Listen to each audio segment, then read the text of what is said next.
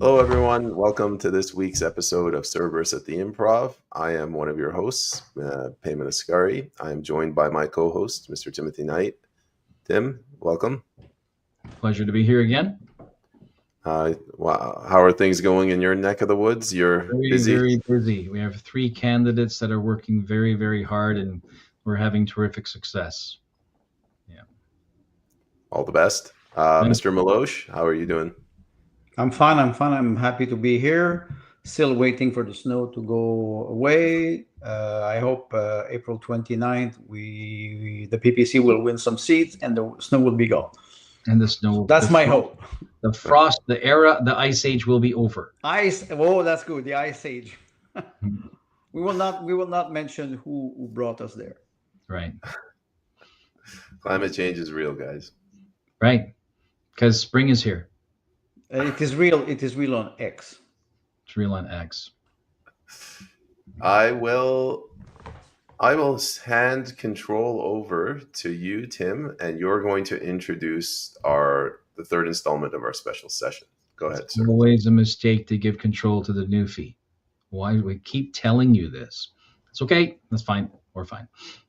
Today's show, we're going a little bit off grid. Peyman over in his district has had 3 considerably vigorous debates in the last 7 days, which is quite a lot for anybody to handle. And we are here to provide post-mortem analysis from Peyton's perspective for the entire 90 minutes. Our hope is twofold. One is to understand that what is happening in debates and in the audiences that do attend debates is a completely different and non-parallel universe from what we're experiencing in social media. The two worlds are disparate and not at all the same. And Peyman will go in and share his observations on that. And that's it. Anytime you're ready, Peyman, unless you want to add something, Andre.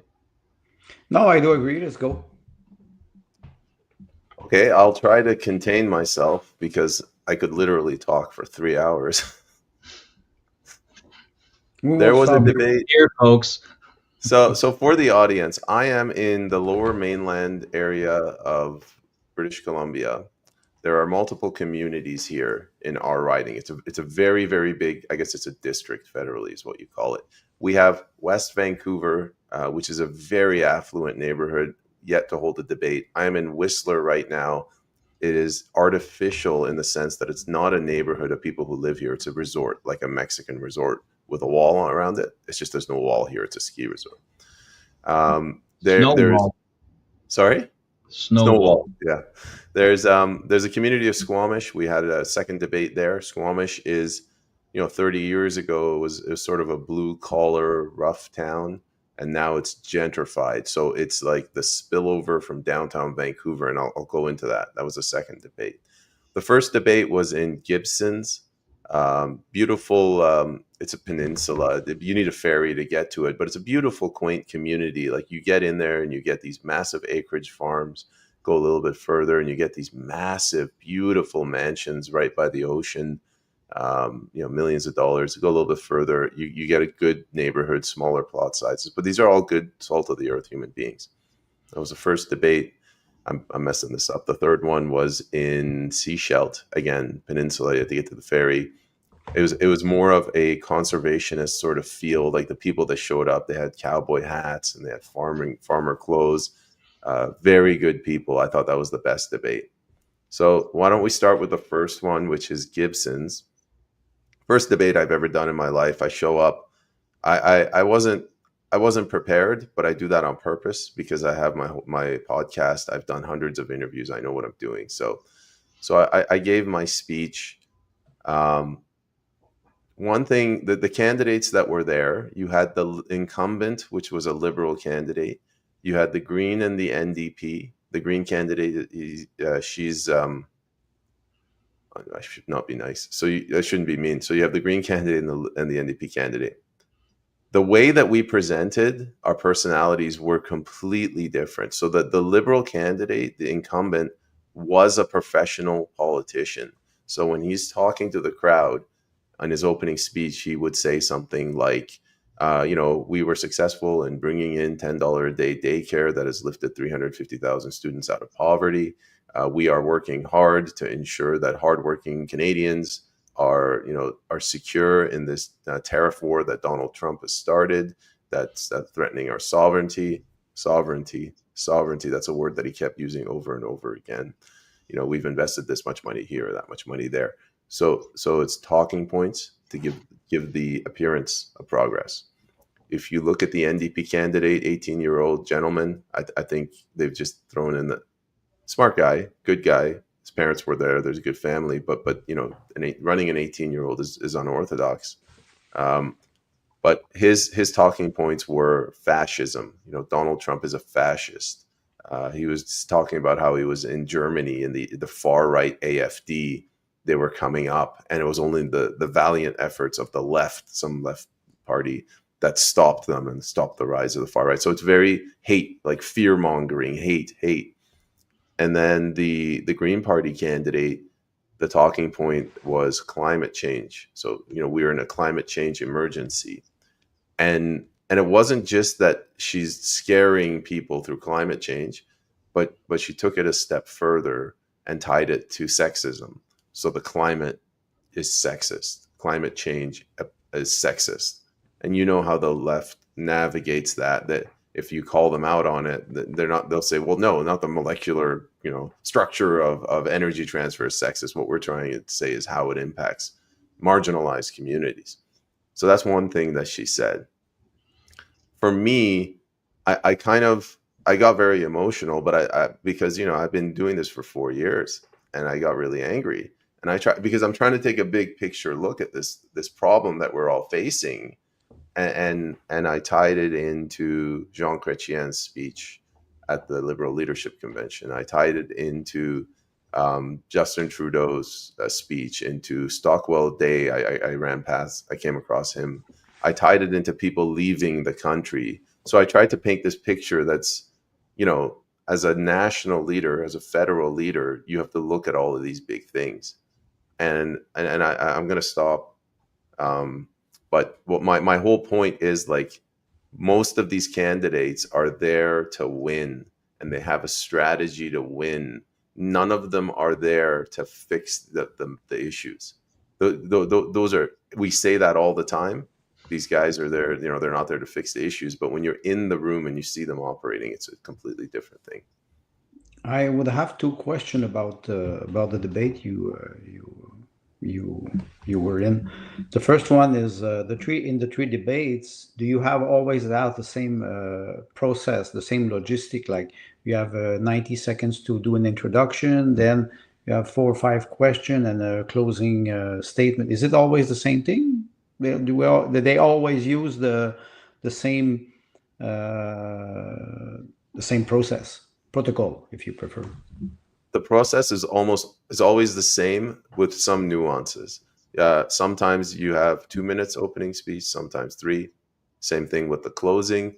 For the questions in the middle, usually they're from the audience. Sometimes it's a mix of, I'll give you an example. For Gibson's, they had some pre-scripted questions from the host, and then they let people come up and ask the questions. Squamish, they had an app. All of the questions where the users submitted the questions, and the ones that got the most upvotes would get asked. And then the third one, Seashelt, everybody wrote the questions down, and the host determined which question would get answered. So all 3 different protocols, let's call it. There was the appearance of professionalism, objectivity, honesty. I never had a single moderator call me a name, like give me less time, cut me off. No shenanigans. Yet there was still bias. It's really interesting. It's like the court system. The judge is absolutely professional. The judge is never rude to the defendant, but then at the end, the judge screws over the defendant. So my second question would be, you were referring to the candidate that were part of the debate, the Liberal, Conservative, and DP, and you were saying also that they are the debate are very different from social media. those candidates, they were focusing on local issue, even if it is a federal election. I think you mentioned that. So can you elaborate on that? Yeah, so there was a second debate in the Squamish one where the users voted on which questions to ask. It occurred to me after the debate that one of the candidates, the Green candidate, she's a counselor, she's a sitting counselor, and the mayor was there. I guess it's common for the mayor to come, but I think she probably brought a lot of supporters, and the supporters hijacked the questions to be in favor of her. Because if you're running for council, city council, you understand all of those little issues, and they hijacked it to go in that direction. The questions would be, I'm paraphrasing though, what is your government going to do to make driving safer in Squamish? Now, you could make an argument that's a federal issue because you have the Sea to Sky Highway. Maybe it's a federal jurisdiction. That doesn't strike me as federal. That strikes me as provincial. Or municipal. Yeah. And I don't even care what the jurisdiction is, right? So, and the answers they gave was also telling. I flat out said, like, that's a federal jurisdiction, right? But some people would say, like, why don't we put shiny stickers, those shiny reflective stickers on the side of the barriers? Rainbow crosswalk. Well, yeah, I mean, you try to stay away from that in the debates, but like, that's not a federal issue. And I kept saying, our biggest issue is the debt. This is another thing that everybody that comes in, you have a strategy, right? Like, if I was a ballerina, I'd probably try to hijack the debate to be, ballerina centric, so I could do like a little twirl or something to win the votes. But because I understand the economy, I've been doing this for 4 years, so I just see the financialization of the economy. I see the debt. I see the manipulation of the interest rates, and I see how this is driving everything else. I kept saying, like, debt. But the questions that are being asked, 40% are about climate change, 30% are about truth and reconciliation, and then the remaining 30% are miscellaneous, like gender issues. What really blew me away, nobody talked about immigration. Zero talk. Not tangentially, not accidentally. When I brought it up, the liberal incumbent tried to shut me down with a follow-up question, like, how are you going to grow the population if you don't bring in immigration? I tied it to climate change on the third debate day, and nothing. Like, what I'm trying to say is that it's like the Matrix, like, either this is the Matrix and it's fake, or the three of us are living in the Matrix and that's the real world. It's no, I can make just a small remark, and after that, we'll hand the microphone to Tim. You said you live in BC, and the audience that you are talking to, that first of all, maybe they're not affected by immigration. You would go in another part of Canada, and they will be more affected. So my last question would be how many people were attending those debate in the audience? 50, 100 in an average? The first day, 50. The second day, 120. Oh, that's quite big. The third day, 40. But I can't, like, the third day, this is just I'm going off my gut instinct. The first day in Gibson's, the people were in a state of panic. They're living in terror. Like, I think they're living paycheck to paycheck, and it just clouded their ability to think critically, because they're just trying to survive. I don't blame that. The second day in Squamish, I think that was the spillover from the woke people that came over to Squamish and gentrified it, and it's just the issues that they're worried about are not the ones that the three of us are worried about, or federal candidates should be worried about, the health of the economy. Federally speaking, yes. The third day in Seychelles, these are the people that I'd want to go to war with. Like, what is it saying? This is the guy you want to be fighting with you in a foxhole. Right. With or against? No. Oh, with. Wouldn't want to fight against them. For my understanding. Because they pitched it as 6 extinction level climate alarmism. You know, it was on their website. Like, what are we going to do to prevent humanity Did they from dying? wear gas mask? Yeah, and I So opened you're up and I saying they said, were fervent. sorry. They were fervent. Well, from the website. So when I started my speech, I said, you know, the People's Party, we're probably not going to be ideologically aligned. I'm not going to gain a lot of friends, and I'm going to get a lot of boos. Hopefully, I won't get lynched. And the host was like, "There will be no boos here. There will be no lynching. We are here to listen." They were the most respectful people. Good. They were the most professional people. They actually listened. They asked. I mean, they were all climate related, but they asked some good questions. And let me add another thing. The second day was a write-off. Like, the way they asked the questions was very difficult to speak the truth. When you ask, what is your government going to do to make the roads safe here in Squamish? Where do you go from there, right? Other than no. The first short day, answer. yeah, the first day there was a lot of bias. Like, one of the questions that was asked to me was very loaded. You know, we've had, paraphrasing, we've had a perfect, fully publicly funded healthcare system. In the last few decades, the Conservatives and successive governments have been privatizing it, which has been putting healthcare workers at risk, and it's been giving us worse quality of care. What will your government do to return healthcare to a fully public? That is just completely loaded, right? That's a union question. It is a union. Yes. Yeah. NDP. Yeah. And they asked me other union. It was strong NDP stronghold, and they asked me other union questions like, "What are you going to do about our pensions?" You know, a lady said, sweet old lady, "You know, I can't afford my rent on my pension." So I started explaining to her. It gave me the opportunity to say, you know, 1945, you got the World War II generation, baby boomers are born. 65, you had 4 or 5 kids per parent. With 4 or 5 kids, you can put aside 2.5%. The company will match it. You'll give it to like roughly 3/4 of a second into this, she just tuned out. Yeah. And I'm like, well, what do you want me to say? You can't. This is why you're asking me to help you, and you won't listen. Yeah. But on the third day, the questions that they asked were like, they gave me enough latitude that I could answer them honestly. So, you know, it was kind of like, what are we going to, you know, what's your policy around climate change? If you pitch a question like that, you give latitude for the candidates to answer.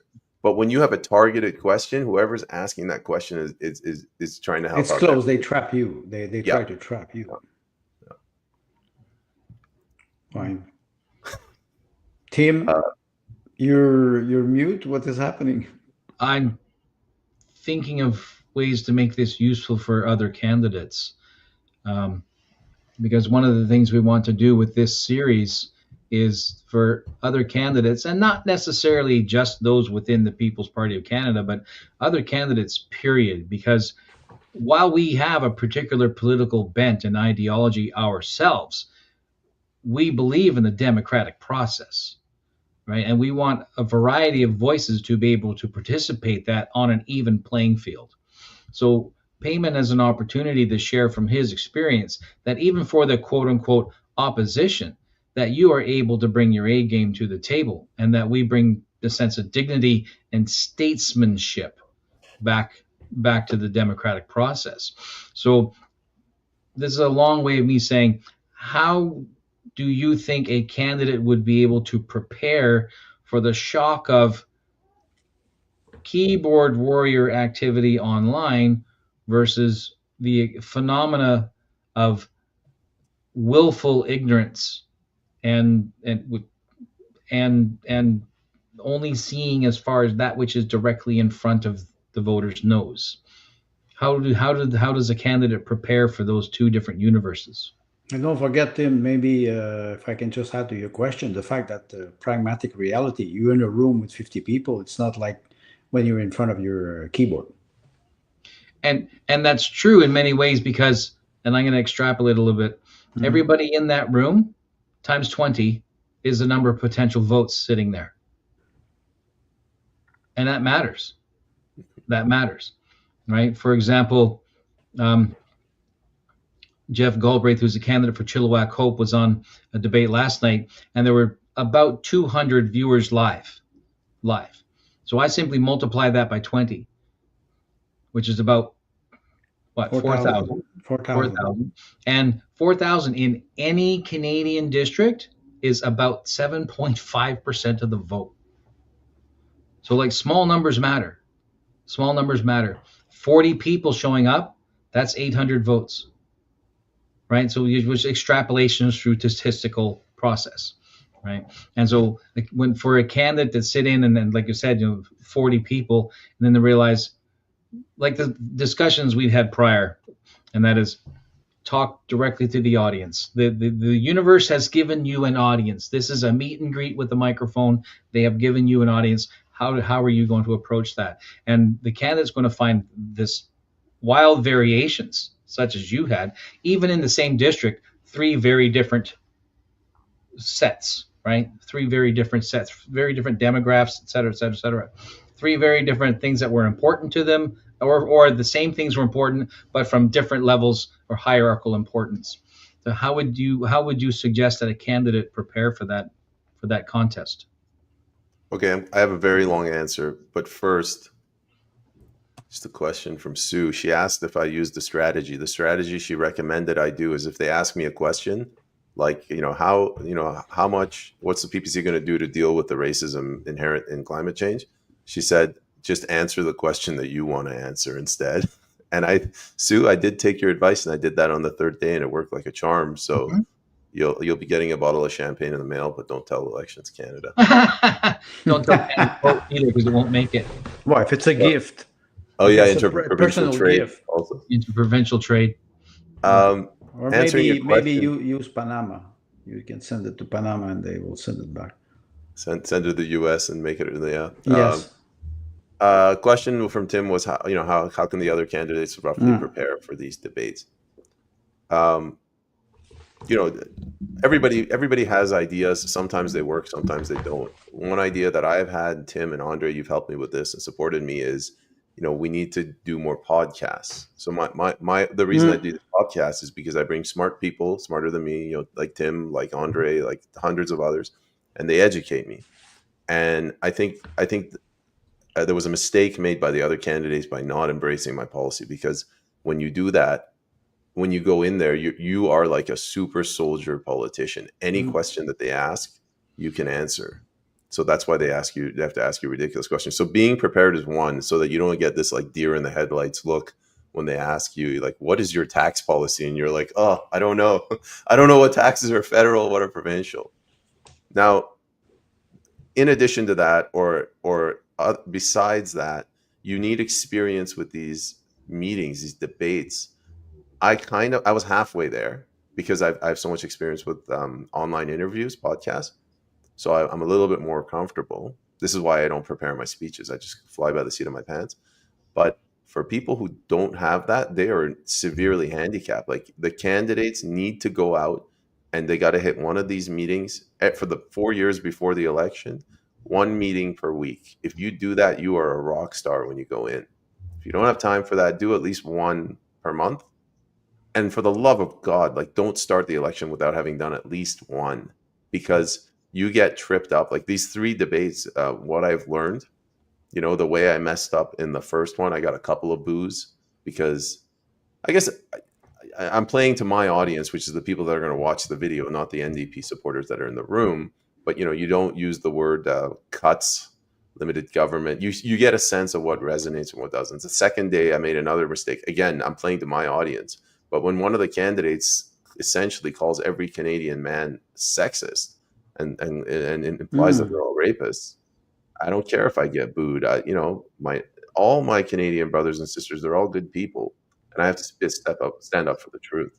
I got booed viciously, which I thought was cool. Well, if you refer to Orwell, all four-legged animals are equal, but some are more equal than others. When you refer to this, and you refer to somebody who will say 50% of the men in Canada are sexist, or in my opinion, when you have a question like that, you need to ask, where are the facts and where are the sources? Because if they, that's an opinion. In the debate, you try to have opinions, but also you bring facts. That's another thing. Tim, I hope I answered your question, like practice, practice, practice. But Yeah. Andre, he brings up another point. You know, when they make that statement, you say you have to ask where is that? You don't always have that opportunity. You know, this is like you have 90 seconds to make your pitch, and the only way that you can do that is afterwards. You say, oh, but going back to the previous question, I would ask. Sometimes it works. Like that, the Liberal Party candidate did that to me a couple of times. It's a way that you stick it to people, but it's different than when you're in an X space and somebody, you know, rambles on for 5 minutes. You wait your turn, and then you say something, and they say something. There is no back and forth. You got 90 seconds. Because I it's have a forum from the debate. I have a question, but then maybe that's what Tim would refer to. The debate, when the question comes from the audience, you don't have the chance to answer to the person because you don't know who asked the question. Can you focus on somebody who you don't know? No, and it is unwise to single out an individual in the audience. Well, honestly, it is unwise to sing. I'll repeat it. It is unwise to single out an individual in the audience. Well, I would say I slightly disagree with you, because if you want to have a personal contact with people, you have to address individual. When you're talking, you talk to a general audience. But if I go to a microphone, I'm not talking about a debate, but if I go to a microphone with question and answer, I hope that the person who I'm asking the question to will answer to me first, and generally after. But I see that the formula of the debate does not permit that. Yeah. So let's broaden this to the variety of styles of public intercourse, right? Where you have a straight up debate where entities up at the front will make their right in the traditional debate style. There will be the openers, and then the rebuttals, et cetera, right? The questions, the cross, et cetera, in a classical debate style, the collegiate debate style that was, been popular up until about 10 years ago, right? So then, in which case, the audience remains a spectator, right? And they're observing, and that's it. To where you're moving into these more political ones that we have these days, which is more of a forum, opening statement. That's the difference. Right? That's the difference. Well, forum is a different, and there are opportunities, like you've seen, where the audience can pose questions in addition to those posed by the host, right, or the host organization. And then the more intimate, the meet and greet, et cetera, where, these are generally supporters that you're with, or maybe some who are new to the environment. And so you can have a more face-to-face, more intimate contact, even in groups of 20 even.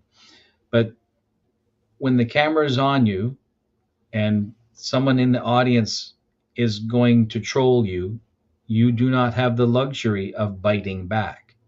No, you don't. I agree.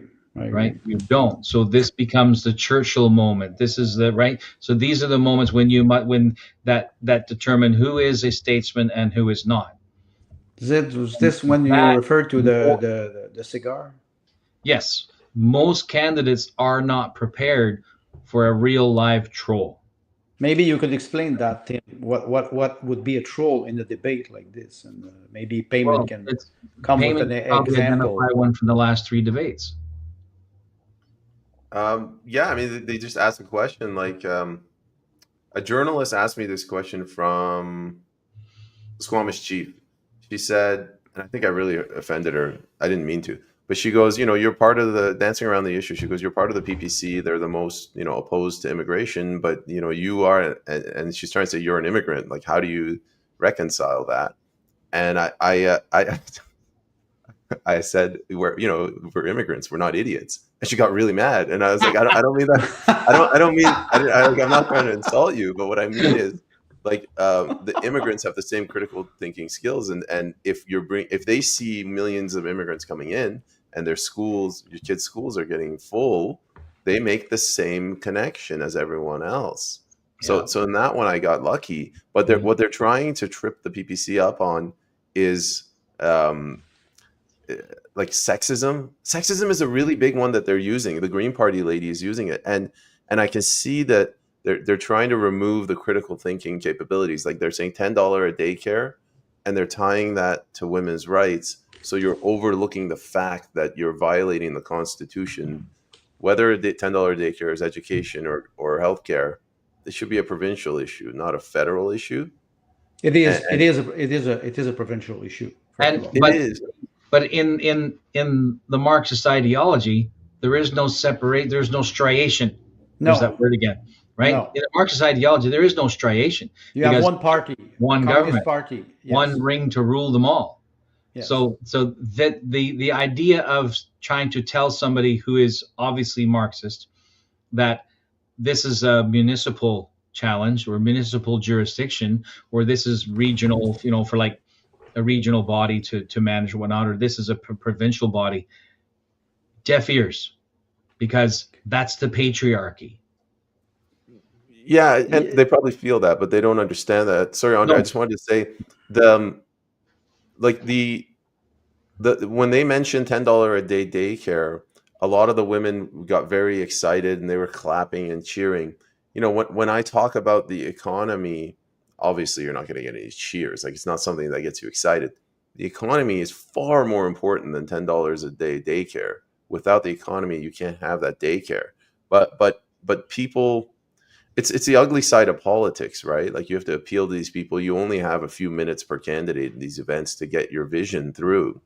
Yeah. Which is, and now I want to get to I think this is the heart of the issue, that welfare and socialism, it's become a part of the culture of Canada. The three of us, I was pitching this idea to you guys.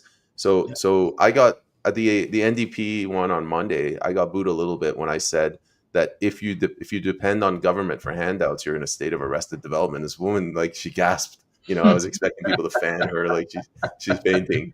And one of my supporters sent me an email afterwards, and he said, you politely, he said, you probably shouldn't have phrased it that way. And then yesterday, I got another email from one of my supporters. He goes, Peyman, thank you very much for standing up for responsible government. You did the right thing, and shame on these people. Not my words, the guy's words. Mm-hmm. Shame on these people for criticizing you for demanding that people be responsible. Yeah. But the funny thing is that the first guy said to me, he goes, or someone said it, to these people, like, healthcare, the right to healthcare is something that they fought for. So they look at it as, Andre, actually, you might have said this, like, they fought for their right to healthcare. Ironically, they don't have healthcare anymore because there's no doctors. And when I say we need to reform the system, maybe privatize it, make it more efficient, they think I'm taking that right away from them. This is a cultural issue. This is why I said earlier, like, the PPC needs to come out and tackle the welfare state head on, to say, what is your vision for Canada? In 40 years, we will dismantle the welfare state. It will happen. We want your help. Please help us, and let's do this together. Something like that. I think lean into words like restructure rather than dismantle. But these are semantics depending. But that's again, that has to do with audience sensitivity, right? So what we just mentioned is the new resurgent phenomena called read the room, right? So your earlier mentioned that for a candidate to throw themselves into active discussion and active questioning and response experiences early and often, meet and greets, debates, right, public events, anything where they can open themselves up to being challenged so that they can test their mettle and learn their skills. So that among those skills, the most important one will be to read the room, right? So I don't mean to be using what's now a current phrase, but it is true. So you found yourself in 3 different rooms, and sometimes you said the same thing in all 3 rooms with 3 different responses. Yep. Right. And you're skilled and you're educated, and you do interviews practically for a living, like, or certainly a more than avid hobby, right? So how much more so dangerous for the young fellow or the young woman stepping into this with little or no preparation other than their experience on X or their experience on which is not the experience on social media is not reality, because it doesn't mirror. It's very, very difficult when we, like I said last week, we never met in person, you and me. The three of us, we never met in person. Yeah. So I would have a question and maybe a remark toward what you were saying about daycare. 70% of the people who work in daycare are women. That's a fact. That's a statistic. Yeah. So of course they are happy when the government will support a subsidized daycare. And when we arrive with equality between men and women, I think it is a false problem because we try to be an equal society, give opportunities to everybody, but it's not every woman that will be a lineman, or that's not every man that will go in a daycare center to work with kindergarten. The idea is to propose something that is fair economically. I have a question about the audience. You said in the first debate was about 50 people, then about 150, then about 40. Majority women, majority men, or it is equal, elderly, young people. Can you describe Sure. what you perceive or what you saw in those debates? So first, I wanted to add one thing before I get to that. A lot of us, we tell ourselves that Canada's culture is eroding, like we've lost our culture, this whole multiculturalism thing. It might be that it hasn't eroded, it's just changed. Like that socialism, that's ingrained in the culture. Like our culture is Yes. very, very strong. Healthcare is a part of the culture. Administrative state is a part of the culture. The rest of the planet recognizes Canada as a social democracy. Yeah. And that is indeed our model since Tommy Douglas. Tommy Yeah. Douglas. I don't want to go on for too long, but Tommy Douglas is one that he might have had the best of intentions to fight big pharma, but he's created this leviathan, and yes, it's and you know that daycare, kindergarten, it's an initiative of Quebec. Huh? It was started. No, I know. I tell you this. It did not exist before. Subsidized kindergarten did not exist. It started with Pauline Marois with the Parti Québécois in 2012, and after that, the rest of Canada followed. So, that's why I refer to the welfare state. But let me address that, Andre, before the actual question. This is a mistake that the right is making, where we're falling for these traps. So $10 a day daycare, if you attack that, because they've linked it to women, you're attacking women. No, you're attacking low wages to $10. If you have 10 children in sure. It is $100. How can you sustain this? We had this debate here in Quebec many years ago. Many people don't understand the concept of what is kindergarten or daycare center for children. But what I mean specifically is that the way that they're selling it is that if we don't have this, women can't compete in the workforce. Yeah, so it's tied to women's rights. So you can't attack that. It's sort of the same thing with climate change. Like if you attack climate change, you don't love the climate. You want to kill the environment. Wow. That's the way they're... That's a Manichaean behavior, but there's a lot of people who react like that. Same with truth and reconciliation. If you criticize it, you are harming, you are disrespecting the First Nations. What is that? It's a logical fallacy for that. If the right jokes and says, just because I agree with you doesn't mean I buy everything that I buy.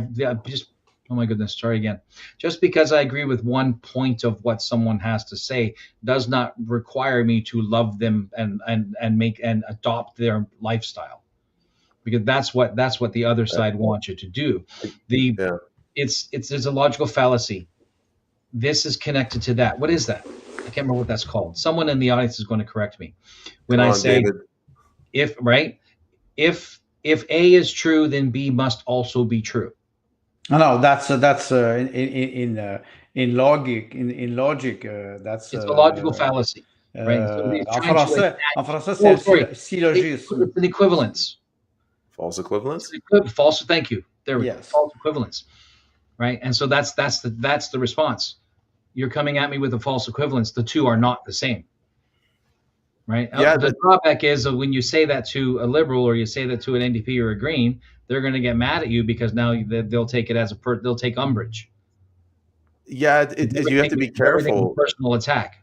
But what I found I did on the third one, the third debate, I struggled to get this out, but in the third one I mentioned, I said like the issue is not whether or not your kids are going to be taught to respect the environment. The issue is whether you're going to teach your kids to respect the environment or whether the government will do it. This is what people don't understand. Like that $10 a day daycare. That's like, really good. Yes. It's a matter of whether your, Yeah. I guess in this case, your spouse is going to do that, but your community or the federal government. Like that's what we should be framing everything in terms of. Truth and reconciliation. That word is meaningless, right? But I've been talking to a lot of First Nations, and I've been looking at them. That they're being disrespected. I think what they're trying to say is, why can't you integrate us? Why can't you treat us with the same respect that you treat these immigrants that you're bringing in record numbers? Right. And the question you're bringing very, very complex topics that most people will not even understand. Yeah.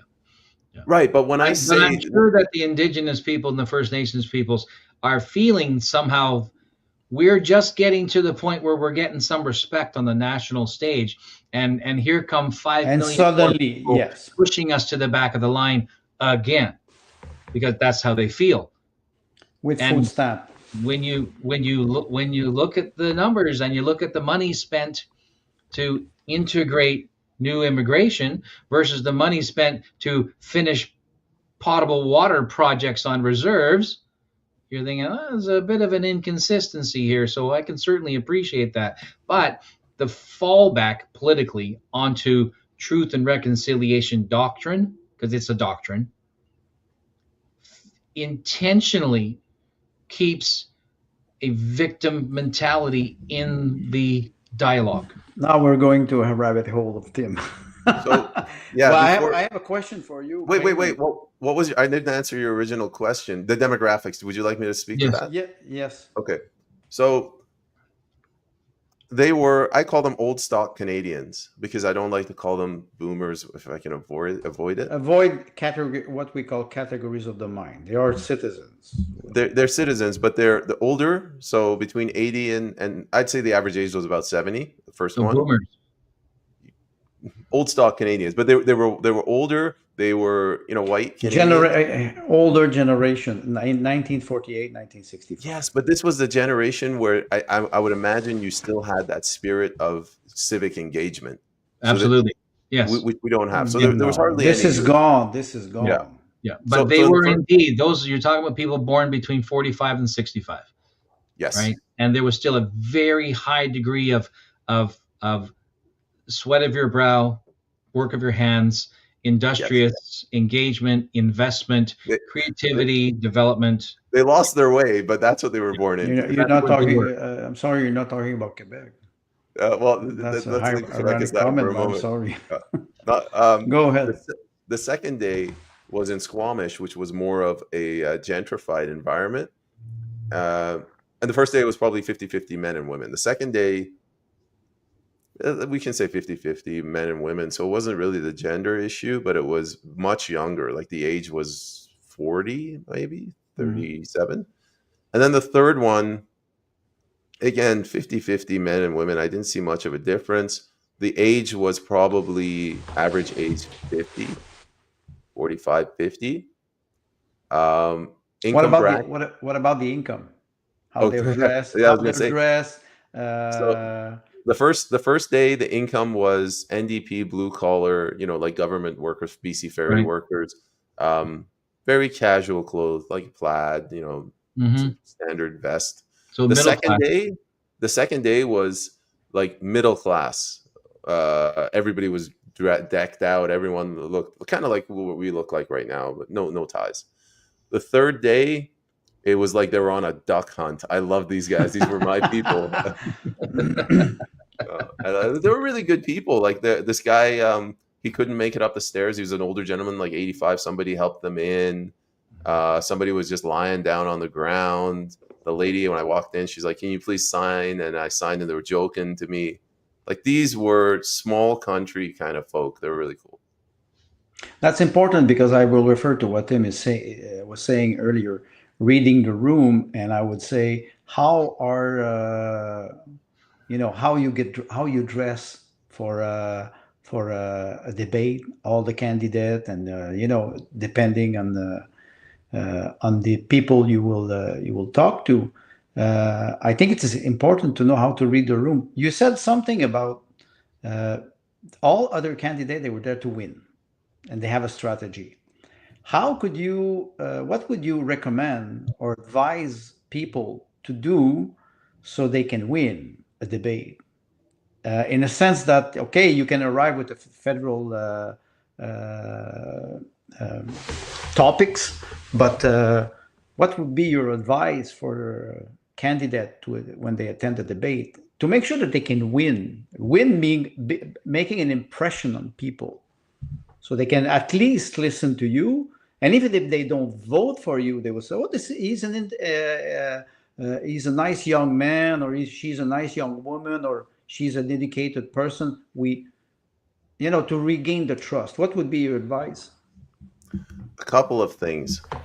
Like, one, you have to have like a hook or something that only you can do that the others can't. If you're charismatic, Slogan. sorry. A slogan. Well, yeah, no. I mean, Axe Pierre's the, got axe what, the, axe 12 the of them, right? tax. Axe the tax. Yeah. Tax. Elbows Pierre's up. got 12 of them. No, what I mean is, if you're charismatic, like you want to play on that charisma. Women are usually really good with this if they are, like a sweet personality, and she has a very pretty face, and sometimes women can pull that off. Naturally better communication skills. Yes. Except for Not blondes. not all, but they can pull it off. Yeah. Sometimes you can get like buffoonish guy if you got like funny jokes, you could use that as kind of like your hook. If you don't have that, you can try to diminish or undermine your opponents. I'll give you one thing that I did. I noticed immediately that all three of them, they're trying to play to people's emotions. So the Liberal candidate would use the word sovereign. Donald Trump is threatening the sovereignty of Canada. Elbows up. Fear. Elbows up. Yeah. The NDP candidate, I said fascism. The Green candidate, I said climate emergency. And I tried to give hope, like I tried to use the word love as much as I would, hope, joy, respect. And I in my closing statements, I always tell the audience, like, do not give in to hate, do not give in to anger. If you do that, the media will be able to control you and guide you, and herd you. Like that is a way of extinguishing your opponent's ability to dupe the people. So rather than mitigating the dialogue, you're mitigating the mood. Yeah, or what do you call it when you're preempting? I'm sort of preempting them and undermining them. And the other thing I do when you do that, so I never attack the Liberals, I never attack the Conservatives. So somebody said, somebody was criticizing the housing issue, and I said, this has nothing to do. This is not a critique of the Liberal government. It's been happening across multiple governments. It's cross administration. Right. So when you make the issue larger, and you're not just myopic on one thing, now you pull the candidates out of their comfort zone, which is lying and emotion, deceiving. Deceiving, yes. And now they actually have to solve the problem, offer a solution. So you can try drawing them into your battlefield. What else can you do to win? I'm trying to show myself as the adult in the room. And if I can talk about a wide array of topics, so housing is one, like food security is another one, agriculture, energy, I'm hoping that they'll say, wait a minute, this is our guy. And ignite that spark in them. Yeah. I'm going to ask 2 or 3 questions. And yes, I'm leading the witness. Any of them talk about chemtrails? Yes or no? No. No. Any of them talking about Project Paperclip? Objection, Your Honor. I'm badgering the witness. Okay, No, sustain, we sustain. So Rephrase the what I'm question. getting at is you talked about policy because that's where the solutions are. Is that correct? well, yes and no. I was careful. So when you're coming from our, pro sovereignty, individual rights position, you can't say those things. So the left can talk about microplastics in the water, but we can't talk about fluoride in the water or chemtrails. So Yeah. that's just the Something that reality. is controversy, yes. Yes. Which is very close to conspiracy, conspiracy, but I I'm It's like feeling words. I like triggered. words. I'm feeling triggered. uh, That I do it on but purpose. what I'm trying to say is, like, there is a clever way of doing this. So when somebody, and I didn't get around to saying this, but when somebody starts talking about climate change and then pivots towards plastics in the water, you can pick that out and say, this is another example where it's not about a climate emergency. It's about environmental, Environment, social. yes. It's about control, because Stewardship. plastics in the water supply, that's no different than genetically modified crops. It's something that you put in your body that's bad for you. That has nothing to do with the climate. That's So right. so you have to be smarter than them, and I think that's one of the biggest mistakes that we've made on our dissident, conservative, libertarian, whatever our side, where we go in with negativity, and we go in with conspiracy theories or controversial issues, United Nations Agenda 2030, the Bilderbergs. That none of that's going to work. Nobody wants to vote for that.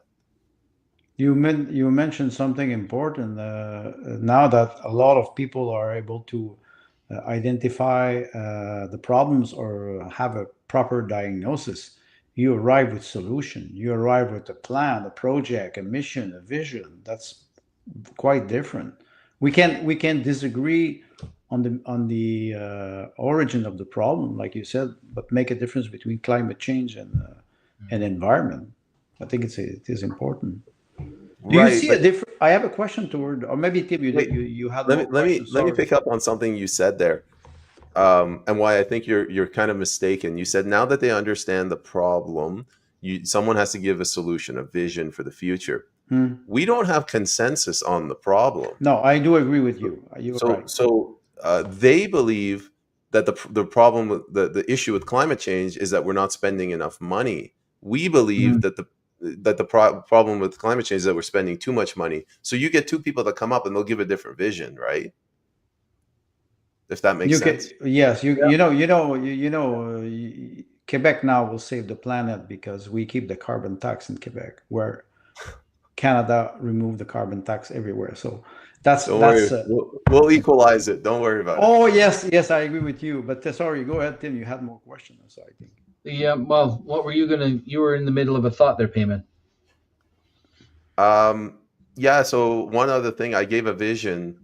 The first day, I talked about the financialization of the economy. So for the audience, if you don't know what that is, roughly speaking, Tim sells a house to Andre for $1 million. Andre gives it to him for 1.1 million, 1.2, 1.3, $3 million. So now Andre and Tim have made all this money. They're giving their interest payments to the bank. The bank's made all this money, and the government is guaranteeing that bank, securing that bank, vetting for that bank. So it's a fraud. It's a collusion on the public. Peyman Askari, the simple factory worker, I'm dealing with inflation. I'm not the problem. I'm not the one that caused it. These two are. And I said it. I got one person on that first day that actually reacted positively to me when I said the problem we have with housing is the financialization of the economy. And I cited that statistic of the banking sector in Canada makes more profit than all the other nine biggest sectors combined. Yes. And he Yes. actually went like this, and he Yeah. agreed. So we will And vote for then you. That's good. Yeah. maybe, That's 20 and votes. then Only 19,000 more to go. yeah, well, one step at a time.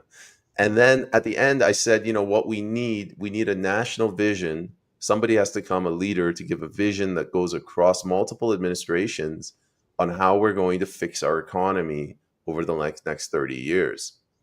it didn't resonate with people.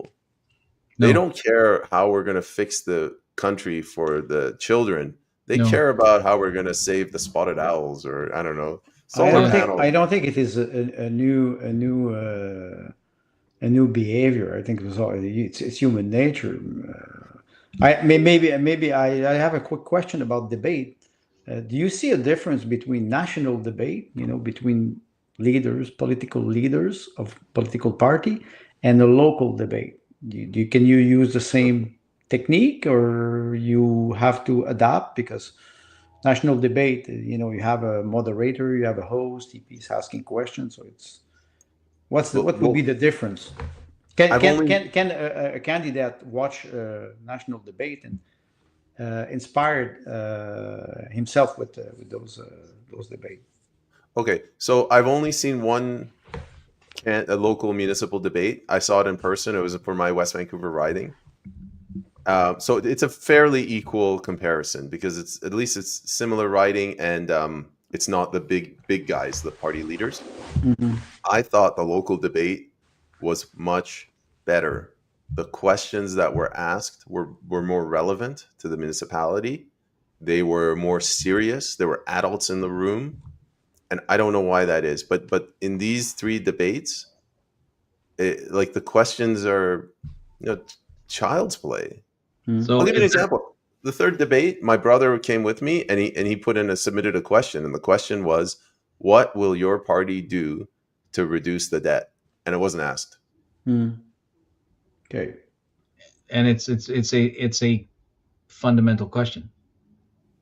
Can you think of anything more important? Tim, a lot of people, they live on credit, so they will Well, not even understand the meaning of it.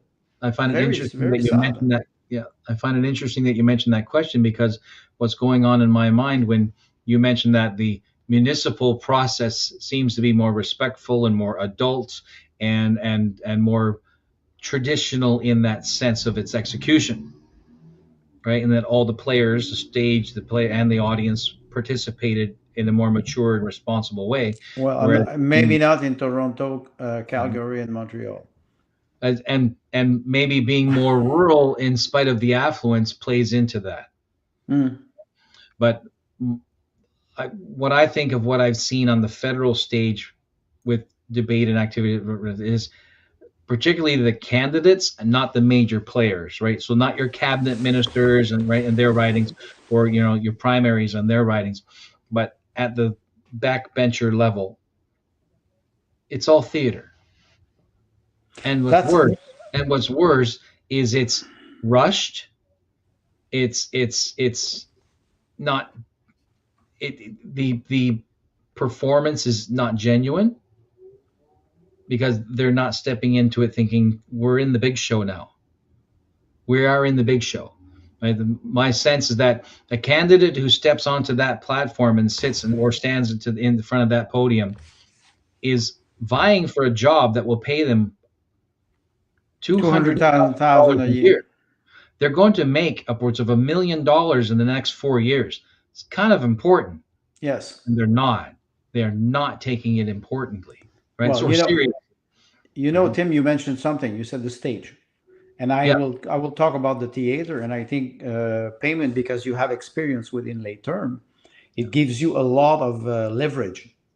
But like I told you, if you were a play actor, you would have to know your part by heart, because you would want to avoid a blank, and you would say, and then you would be able to be more natural, because it's a stage. And I think, Tim, you're perfectly right. They will make a lot of money if they go into the House, if they are elected, and they're not prepared correctly, even to perform, even a press conference. But a candidate, and again, not caring what color you are, because we want to respect not important your institution. Yes. It's about the institution, the entire thing. The candidate goes in thinking, if I win, I will make $1 million in the next 4 years, and I will be responsible for representing 100,000 people. Exactly. That's very important. Their will within the collective House of Commons. And if I to take this seriously, I have to step away from the theater that has been given to me to play my part and break the fourth wall intentionally. That audience is yours. Every answer that is, or every question posed is redirected to the audience. And so you take your policy and then reading the room, break it down and talk to your audience specifically. I completely understand where you're coming from. You are outraged. This is what we're going to do about it.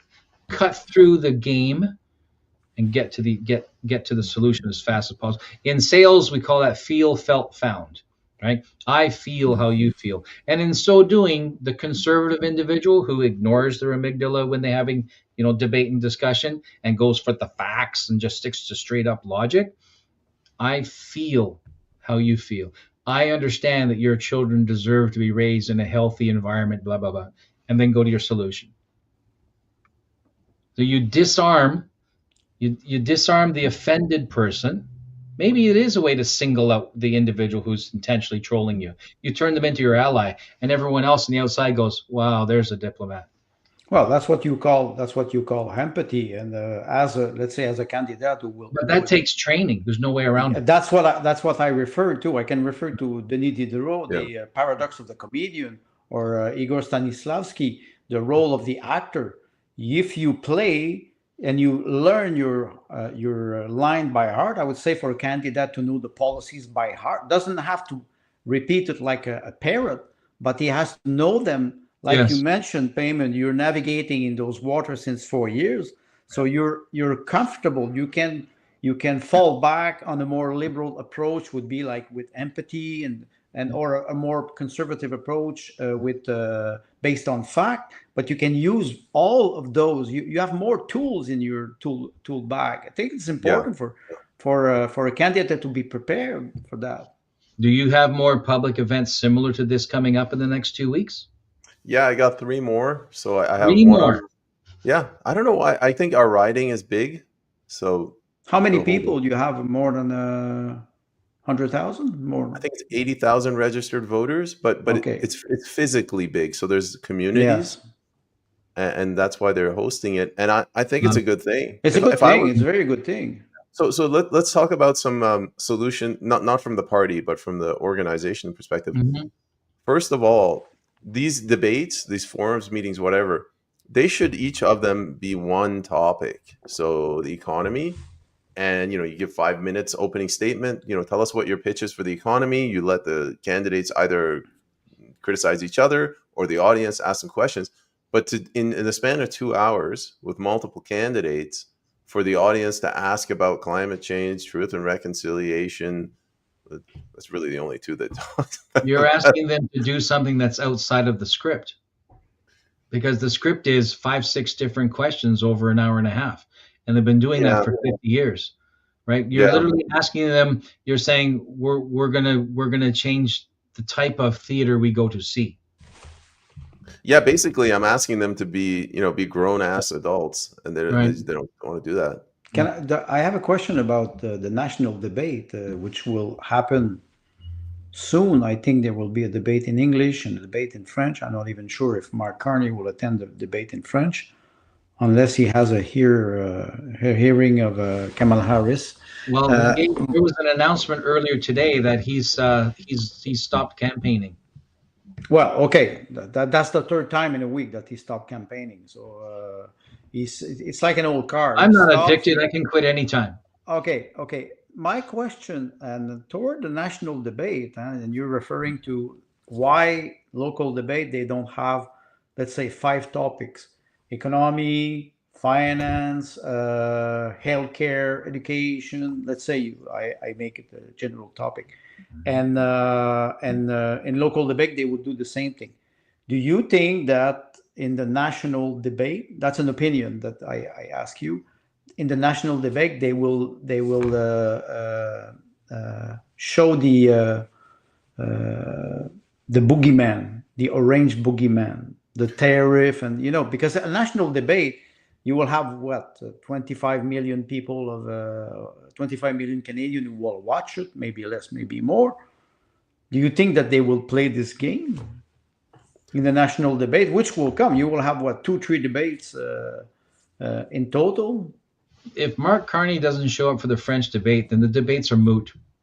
They are I mean, moot. That they was going to are. be that's Yeah. going to be my answer, Andre. Okay. The debate commission disqualified Maxime Bernier. Maxime Bernier. And you And know, my question, they did now in Burlington, they forbidded Michael Bader Right. to attend the debate, a local debate, where he's a official candidate, and he did 4.5% in the last election. He's very active in his community, and they forbid him to attend a local debate. On what basis? so let's go back to your original question. They control the debate commission. This is not a commission. This isn't an independent commission. It's the Liberal government. Then this Liberal government's acting lawlessly. I'm pretty sure they're going to ask the same level of questions that they've been asking here. You know, Donald Trump has Similar, threatened yes. Yeah, it's like Donald Trump has threatened the sovereignty of Canada and has essentially declared war. What is your And government? if you don't have your elbows up, you're a traitor. Yeah. All we're going to hear is an hour of slogans. Yeah. And Jagmeet doesn't have any. Nobody cares about that. Party is not going to do well this election. Well, and have you noticed that Elizabeth May now is starting to disappear from the scene? Well, they're replacing her with the co-leader. I don't know what's going on there. Co-leader. But well, you know what? People are pissed off. Like, yes, it looks bad because of this climate change thing. The 3 debates I went to that were very left of center.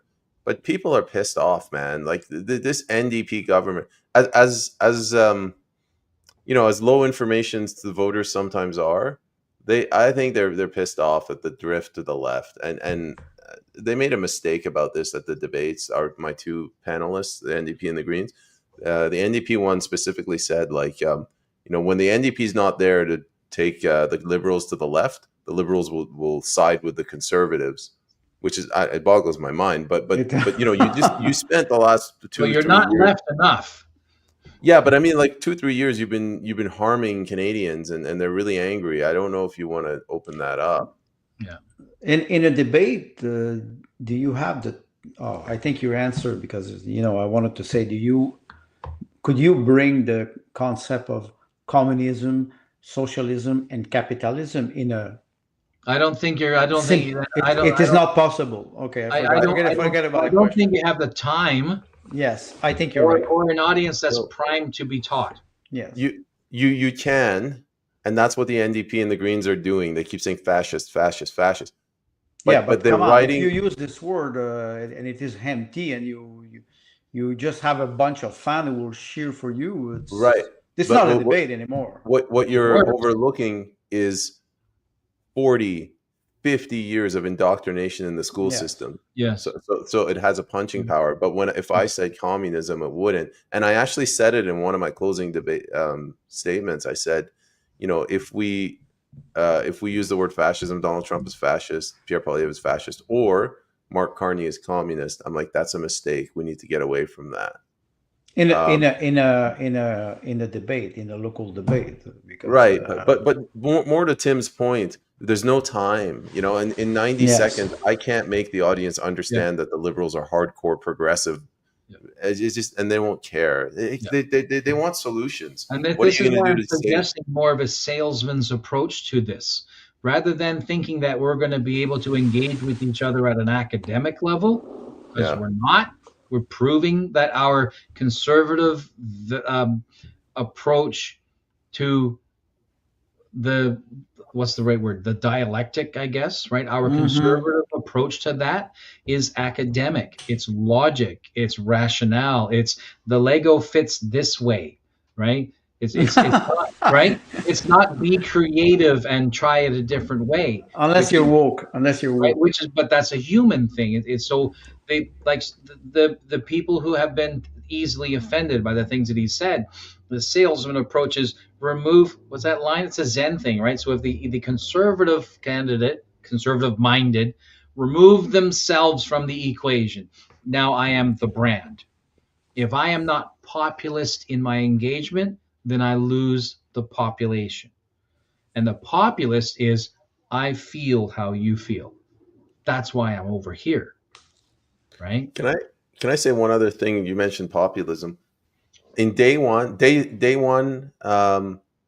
50 people there. Afterwards, 3 of them came up to me and they thanked me. This, they said, "Peyman, thank you very much." They didn't get the vaccine. They were fired from their job. They were excluded from society. This poor guy, he's so sad. He's there with his wife, and he said, "Thank you very much." For anybody who's doing this, especially the People's Party, but independents, like you are giving those people hope. That's the real gratification. That's Yes. the real thing. Yes, and it happened on the 3rd day. I mentioned offhand. I mentioned the bank freezing of bank accounts. I said that is wrong, and I do not want to live in a society like that. A woman came up to me and she thanked me afterwards. She goes, "Thank you so much for saying that when no one else is saying that." Yes. So these things have an impact. It may seem like all hope is lost and everyone's just going along. It's never totally lost in the sense that perhaps we drill down from the top, which is policy, right? Ideas, concepts, drill down into the damage that it has caused among the people, right? Yeah. These liberal policies cost you your job. These conservative policies led to your bank being frozen, right? These NDP policies led to you paying more in taxes to fund dental care, right? So, so you're giving you're saying this is who has caused your pain. Yeah. Now remember, it was a couple of weeks ago we were talking about pain points. How do we find their pain point? They're telling you their pain point. So, and if you and it's the same as you find the purpose of you find a termite in your house, there's 1,000 more of them nearby. Well, so if one person says, "I had my bank account frozen, thank you for speaking about that," or "I lost my job because I refused to take the serum, thank you for that," that means you can bring that, you can inject it. Somebody asks you a question, and you're right, and you have a way to inject that. Let me follow up with what you said. I just want to refine it. Yes, you have to identify their pain points, but you mentioned something, the $10 a daycare, now we have to tax you more. That argument never, I know you were just giving an example, but that never resonates, right? They're like, what do you mean? They're taxes, they're free. Somebody else pays. That's right. But somebody's paying, yeah. Yeah, and it's never you. It's never somebody you. Else. Somebody, it's all. Yeah. And then, so I gave this example about climate change. And, I said, the question was, given the climate change and the extinction level events, like a lot of animals are going extinct. What is your government going to do about it? And I was like, I took Sue's advice. I'm like, screw this. I'm going to answer the question I want to answer. And I tied it to immigration. And I said, as the population grows, like you're going to wipe out the environment. It's a reality. Like when you put someone on in the forest, they're going to cause more damage rather than less. So if you're bringing in all these record immigrants and you're piling them up together and you're building these big cities, you're going to destroy the environment. And that's a solution that's a decision you have to make, not me, Peyman Askari, you, the people. Like, what do you value more, the environment or immigration? And the reason I'm bringing that up, Tim, is I'm trying to use their strategy against them rather than using our argument like capitalism good, right? Well, I'm saying you guys love the environment. Yeah. I gave Tim a good example on how to use the strategy. You use the word strategy, more diplomatic, but I use the word weapon.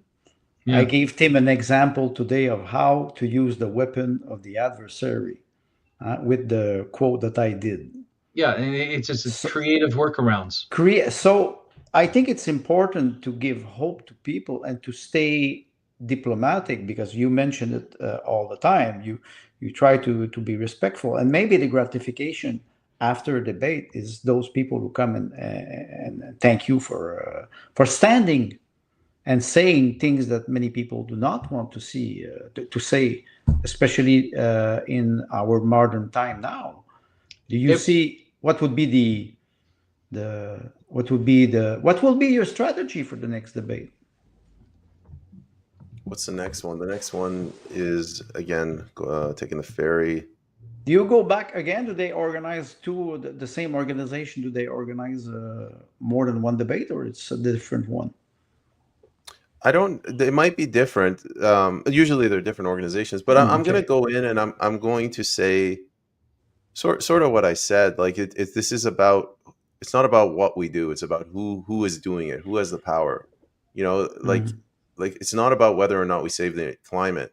It's about whether we're delegating that task to the government. So for the next one, that's what I'm going to do. For West Vancouver, which is the one after, and then the one after that is Whistler. One of them is gonna be hosted by the Chamber of Commerce. Hmm. And I swear to God, if they don't ask one flipping question Just about the economy, About economy. I'm gonna lose it. If they ask me a question about climate change, I'll be like, I'm sorry, but this is the Chamber of Commerce. Ask me a question about the economy. Like I've Yes. been to five yeah, of these. This is the sixth one, that's and yeah. and Well, Why you're not? sometimes you have to Yeah, hit back because yeah, it's too absurd. it's crazy. Yeah. Yes. Um. So let me transition to something else I wanted to talk about. We have a lot of freedom groups in BC. So these are, just think of them as think tanks, right? And they're liberty centric. They have this belief that politicians are dirty and they should not get involved. And I'm telling them, if you do that, what you're going to get is these people that run these debates are going to ask these types of questions. The freedom groups, they need to, for the next election, they have to get their act together. They have to increase their membership. I don't know how they do it, but they have to increase it to the point where the politicians can't ignore them the next election. And then you bring them in and you host the debates and you ask the questions. And those questions are not going to be, what are you going to do about microplastics in the water, which is an issue. It's, what are you going to do about the debt? Tell them, what is the core cause of the house? That's a question no one's asking. because they don't Sir, want to what answer do it you because it's un-Canadian. Well, yeah, but I mean, like, what do you think? Why are we having a housing crisis? Take 7 minutes. Explain to the audience why Mm. you believe that housing is a problem, how it arose, and what you're going to do to fix it. Unfortunately, 7 minutes is 6 minutes too long. Exactly, and that's how you weed out the Yes. losers. Yeah, yeah, and you're right, and your expression of frustration suggesting that if I'm participating in an event hosted by the Chamber of Commerce and we do not talk about commerce, why am I wasting my time? And maybe, like toward the end of a campaign when you're looking to make a real social impact, that's exactly the right response. Like, so one of the things that I'm working here through strategizing in the valley is the beginning of the election campaign. I'm segueing a bit. Is a lot of early activity, a lot of very early activity, getting geared up and then pushing. And then the middle of an election campaign tends to slow a bit because everybody's a little bit tired. And then all of a sudden, like, oh, there's only 2 weeks left, and there push. Then there's the final push again, right? So, and you literally time communications in order to support that activity, right? So the way I've scheduled social media, put and event notices, and I schedule all these things. Our copy news ads are scheduled for certain periods, and billboards are scheduled, et cetera, et cetera. So different campaign activities are to fund to support all of these activities. Getting to the end is when the candidate, having been beaten up a little bit, right, in early debates and public events, and gotten some of the rough edges hewn off, finds themselves in what is it, Chamber of Commerce debate 3 days before and they're talking about, I don't know, eagle relocation or something. You're like, I came to participate in a Chamber of Commerce event. If you're not going to talk about commerce, why am I even here? And just flat out ask it. Right? And I think I will. Yeah, right about then is when the media blows up. So perhaps that's what you need to do. But as someone who is not prepared will not be able to pull that off. So I what I'm think I'm going saying to. Yeah, is taking control of the room, yeah. right? And this is what a conservative minded individual is supposed to be really good at. The charismatic conservative. And we don't have enough charisma.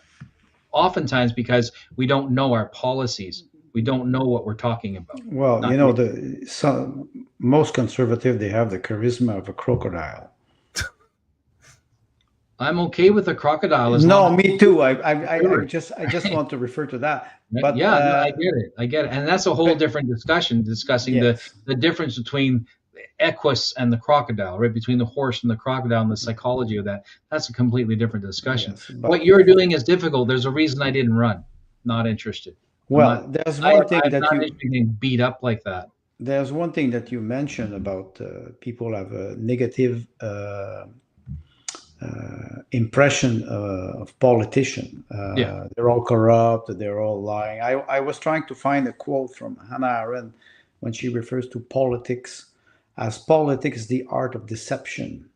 So I think it's Mm. important to understand. And she's saying that truth and politics were never in good term. And that's a quote. I was trying to find it, but it's not important.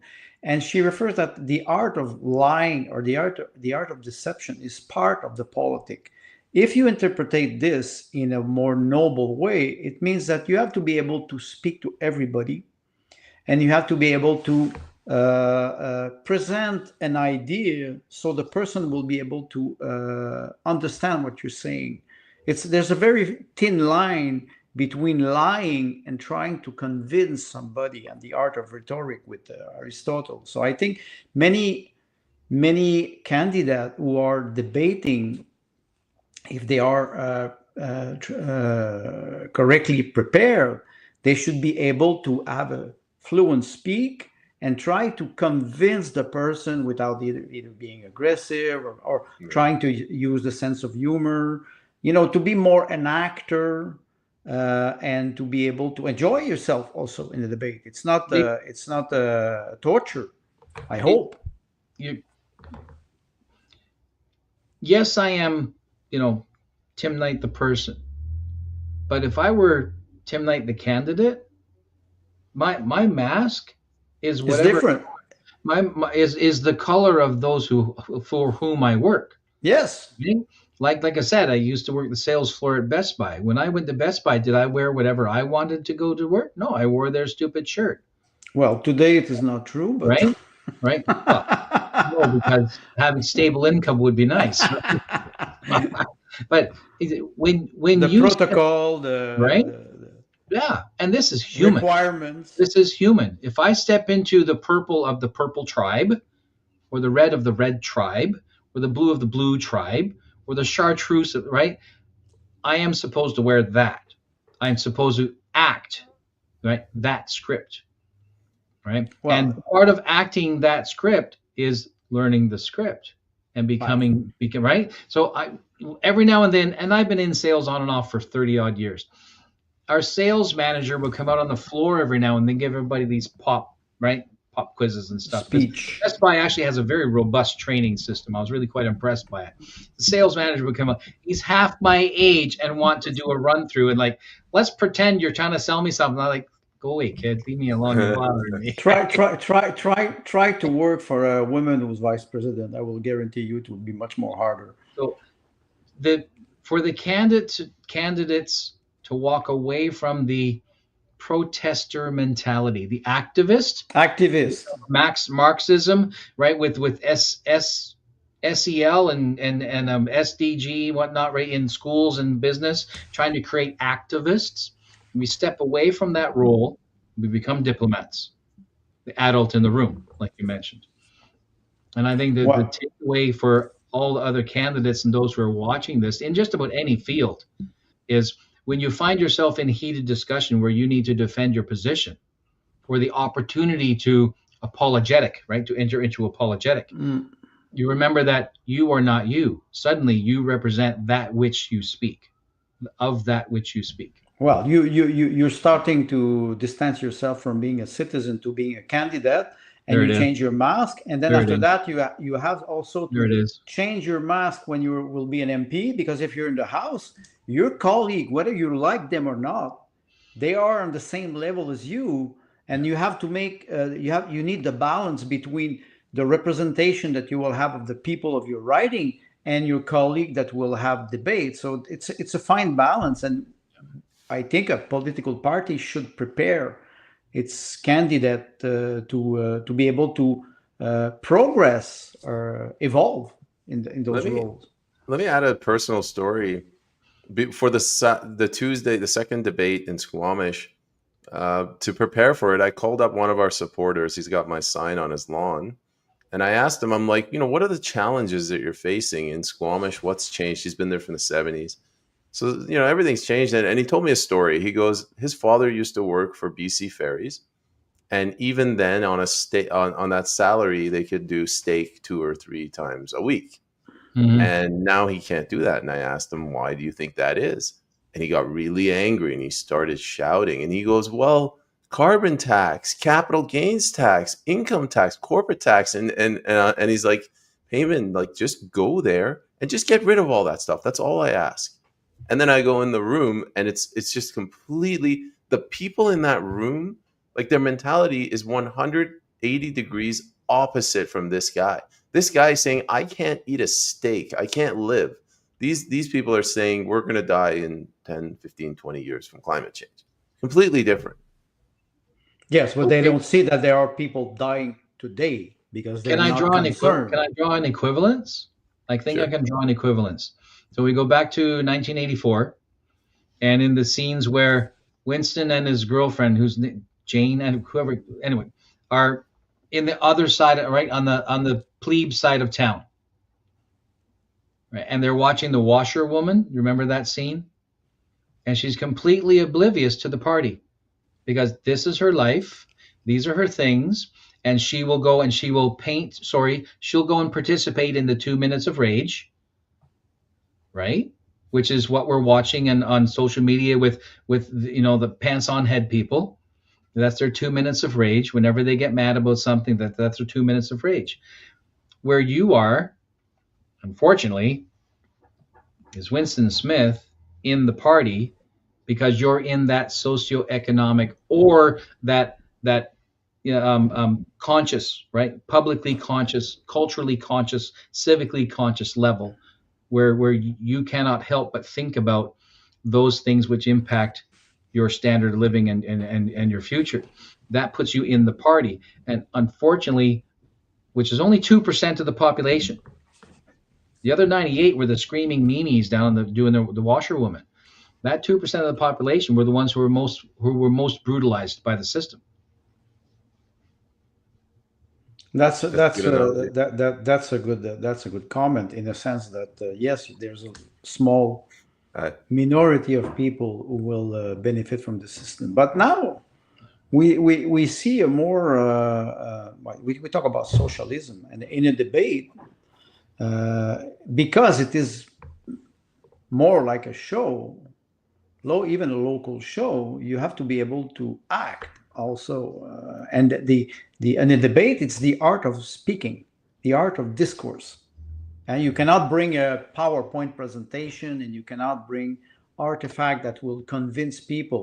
It's you and the people and what you say and how you answer and your body language, how you smile. That's theater.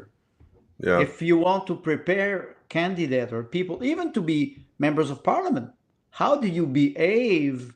There was an MLA in Quebec. She arrives in jeans at the National Assembly with a T-shirt full of holes, and she was a feminist, and she said, "I don't care about the protocol." She was criticized by everybody. Say, wait a second, madam, you are an elected officer. You cannot act like you're a teenager, or the protocol is important. If we do not restore the protocol, we undermine the seriousness of the authority. And I think the idea of a debate is also a tribune to prepare somebody for something more, I would say, elevated. Like Tim mentioned, the diplomacy, which is important. There is value in what she's doing, and she's costuming to make a social statement. Yes, but There's real value in that. I mean, we've seen it out in the world lots, where somebody shows up on a soapbox and they look completely out of context, and then 2 days later you see them in nip and tuck, right? at a Well, upper class business function. Why? Because they understand what it is that needs to be done in that for that particular piece. yes, but that Right. woman, she made a statement, but after that, she was always dressed like that. So she was undermining the seriousness of the institution. Then You she's can being mock the institution one day to make a statement, but if you do it all the time, it shows that you have a teenage behavior. You're not adapting to the position you're It's representing. like when you're in private school and you have to wear black socks, so you wear white Yes, socks. so you yes, were and like, Like the color. yes, it's. I think there's a big difference between making a statement yeah. and bringing Actually, your. Andre, let me tell you. You guys know Thomas Sowell, right? Yes, No, Sowell, no, I don't. Thomas Sowell. No. He's a philosopher. He works American for the Hoover economist, African economist. American economist. And they asked him about this question. They said, there was this kid, grade 1, private school, goes to school, got the wrong colors socks, and they sent the kid home. And they asked him, like, do you think that they overreacted? And Thomas Sowell starts laughing. He goes, I highly doubt the color of the socks matters at all. But what they're trying to say is that if you don't enforce the rules, then they're really guidelines. And that's Yes, what they're trying to teach the kids. exactly. And when that That's woman, it doesn't matter if that was a guy who was, I don't know, protesting something else, shows up in a wife beater. If you don't respect those rules, you're going to get anarchy. well. Well, You like I said, you will undermine the seriousness of the authority or the institution, and people will see it. People, they will say, "Wait a second, I can dress like this in my home, but when I'm representing people, I have to be respectful to them, diplomatic, so health." you're identifying the difference between subversion and insolence. Yes, exactly. And we go back to what we were saying, going from a position of being an activist to a politician, a diplomat, an MP, even maybe a minister or a prime minister. There's a hierarchy that we have to respect. Else, what you have? Yeah, and trained people for the public eye know how to move in and out of all of that. Yes. I'll let you guys continue. I'm going to read a couple of the comments from the Yes, audience. go ahead. We got a couple. Well, we got 117 audience members. If you guys have a question, put it in there and we'll answer it from what we were talking No, about. Payment will answer it. Sure, I'll answer. So David, he wrote this a while back about when I said, how do you keep the road safe? Remove the cars. Don't give the Greens any ideas. Oh, Why? amen. Why the cars? Remove the roads if there's no roads. He's a Russian spy. He's a Russian the roads, spy. the cars will have to fly. Yeah. Sue's saying it's intelligent discourse on tap. Tim, Andre, Peyman. Hi, Sue. David, a good comment. PPC is up against a demoralized activist class. That's a good concept. Yes, he's right. He's right.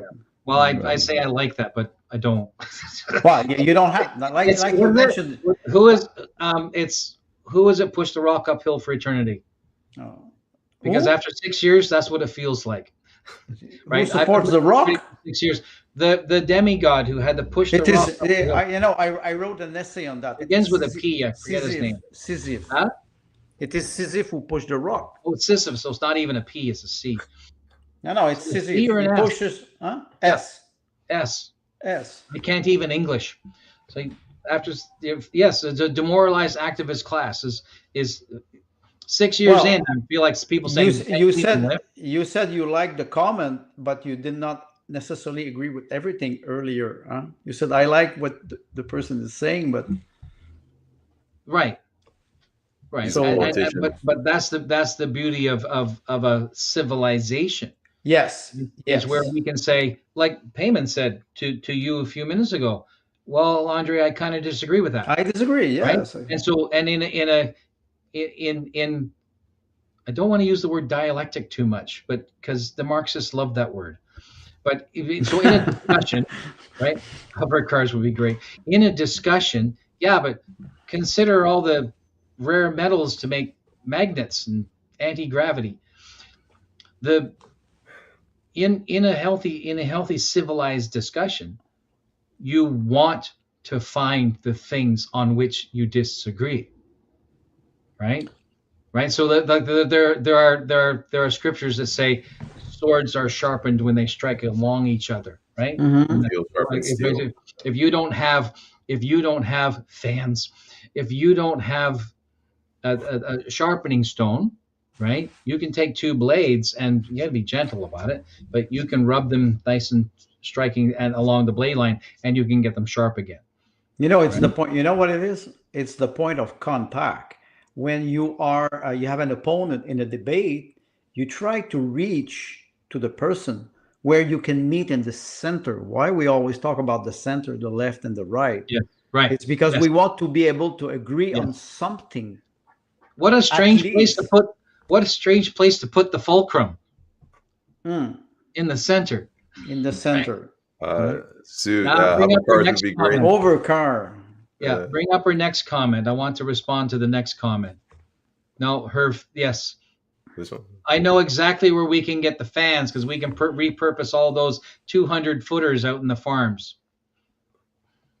I don't Talking get it. about windmill? You're talking about Yeah. windmill? Yes, she wants to get fans. We can repurpose them from all the windmill farms. You cannot even recycle the. Hey, a question finally from the audience. Have you ever ridden in a hovercraft?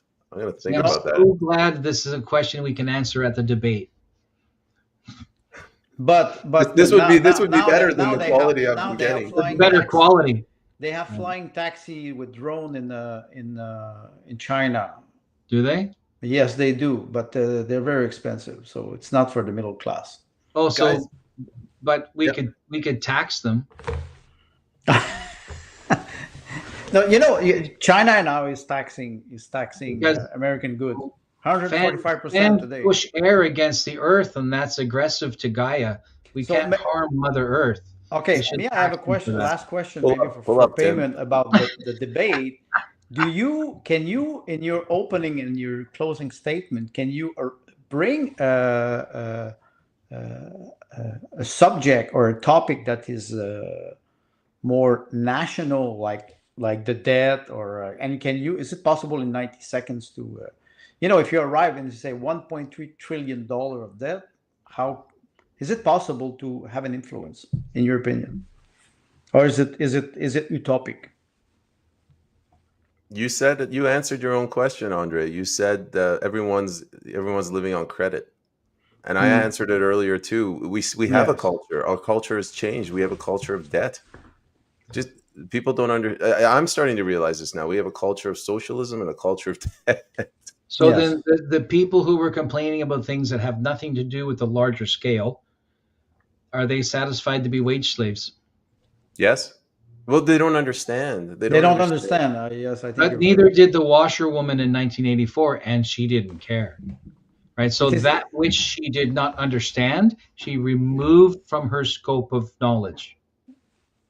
You know what? Like the analogy I would give, we have a nation of alcoholics who are always hungover, and they want the candidates to fix their hangover, but you can't talk about the alcoholism. That's Canada. Yes, that's a good. That makes sense because we're Canadian, and God forbid we cause someone emotional harm because we're Canadian, and sorry. Well, when you were referring to, we have to shake that off and get a little bit closer to our 1812 roots. When you were referring to 1984, the novel of Orwell, immediately in my head, I was thinking Reagan Thatcher. Because it's 1984. I was thinking, yeah. It was, so on one side you have this dystopian world, and on the other side you have what we call neoliberalism, and it merges at one date. And like Peyman said, it is what, 50 years, 40 years of indoctrination. Yeah, it's very hard to untangle that. I think what I find entertaining when the left makes noise about Thatcher and Reagan is they claim that it was totalitarian. Yes. And I can appreciate that there were draconian measures. There were draconian measures. Look at the havoc in Wales, right, with the coal operations and whatnot. The air traffic controller in the United States. Iran-Contra. Right, and I get it, but Iran-Contra. In the mid-'80s, things were pretty stable. Well, except for the interest right? rate in I mean, 1992 was 22%. in 1982. 1982. 82. Yes, 82. Right? So 1982. between 77 and 82-ish, 81-ish, 82-ish, where 81-ish broke 12%. Yes, yes. But realistically, closer to 22.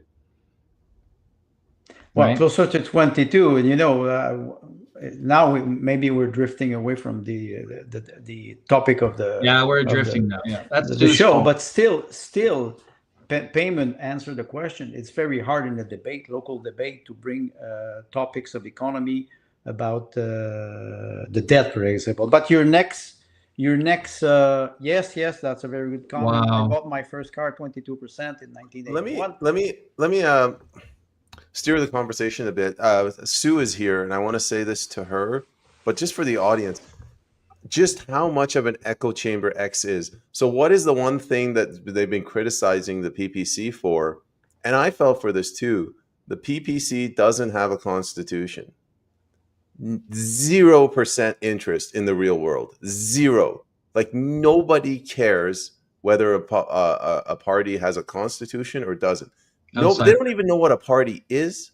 They don't understand much about politics. So we've been spinning our wheels for however many thousands, tens of thousands of hours added together, trying to debate whether that's a core issue. That's the 2% in the party. Yep. That's INGSOC, right? Well, that's the silo. Yep. You will not bring back democracy. I make statement often. We do not live in democracy, and I can back those statements with very strong argument and fact. It doesn't mean that I do not want it, but we cannot bring back a system from the dead in one election. Then there's one other thing that you mentioned about Constitution. Yes, people don't understand what is the Constitution. Yes, they don't understand what is a political party, but we will have a very, very big task after the election to like you're doing maybe in late term and what you do and what Tim does to educate people. And sadly, there are people who do not want to be educated politically. They will stay in their bubble.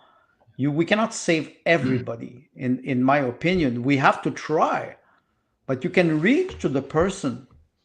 But if the person doesn't want to make half of the path, you will never be able to change the. Let me use the analogy Tim gave. Sorry, Tim, the 2% you said, INGSOC or whatever, the party.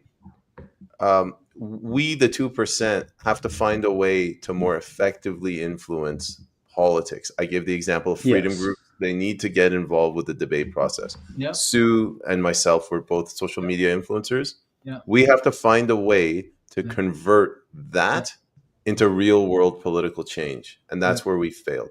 Okay. And so in the real world, then I'll add my response to that to what I want. What the other thing that I was going to say is when we talk about generational solutions, the moment you say 10 years, 20 years, your audience stops listening. Well, I agree with you, Tim.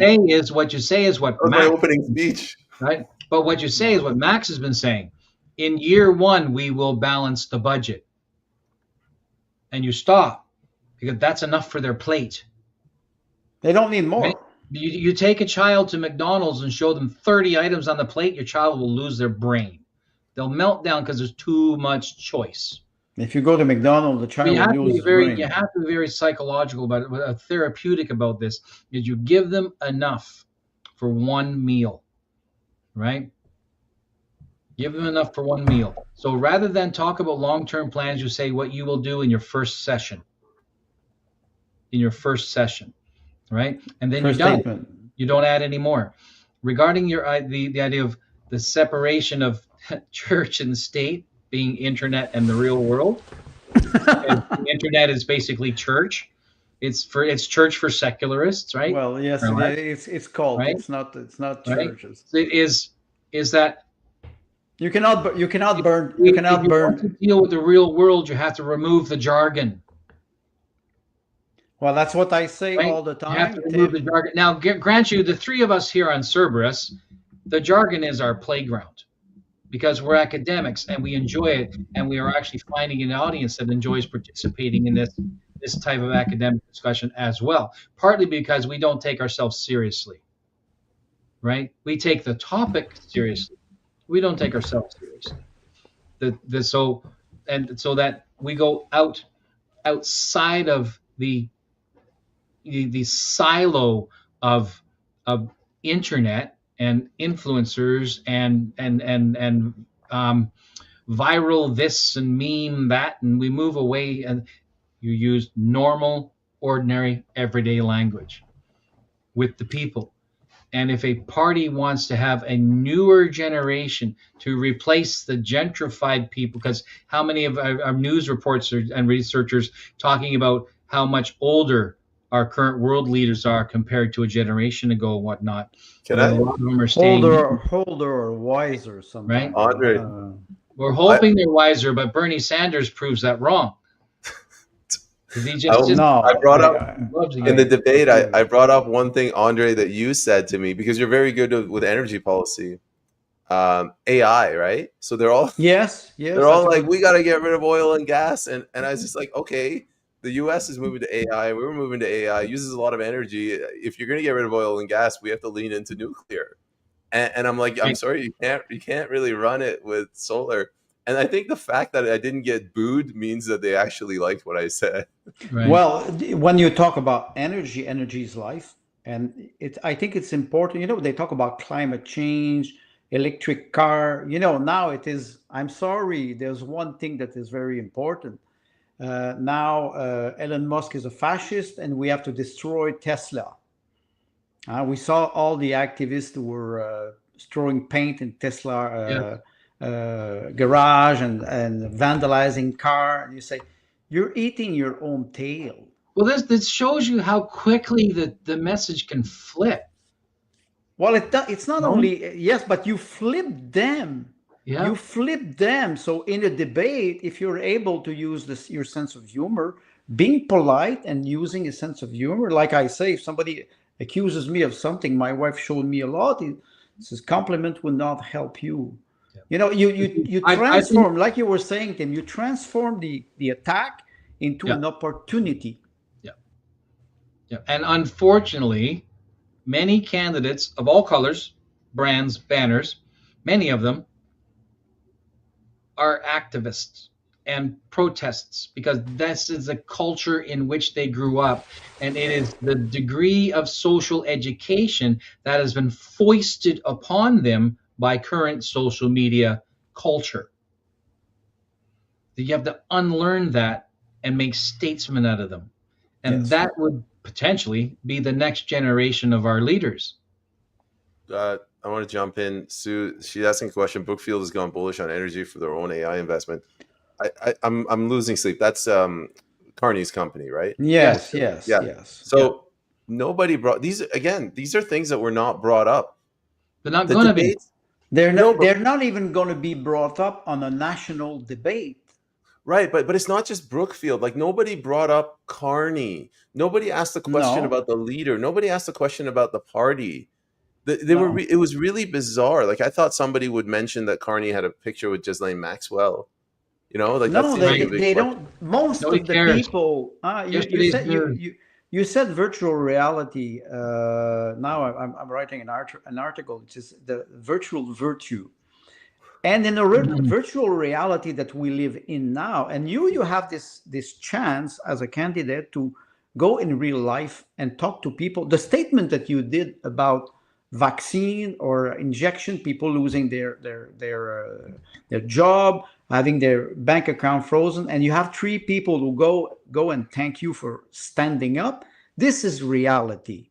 That's the sense of debate. Maybe the national debate will be like another show, but you and all candidates from all parties, when they can express themselves in the debate, not on social media, not on YouTube, Rumble, they can at least connect with people. And this is maybe the sense of politics. I go back to everything that Tim says all the time. That's part of the grassroots movement. You are with people and you talk to them and it's live. It's not on social media. That's reality. Yeah. It's important to focus on that. That I think the basis of democracy is based on those relationship with people. Yeah. Friends with Ghislaine. Yeah. Bring up Sue's comment about Brookfield and the bullish. Oh, sorry. So many. Okay, so I just want to make a quick joke. 1, 2, 3, 4. There are 5 words in that sentence, Sue, that nobody outside of the people watching the show are going to understand. Brookfield, bullish, energy, AI. And investment.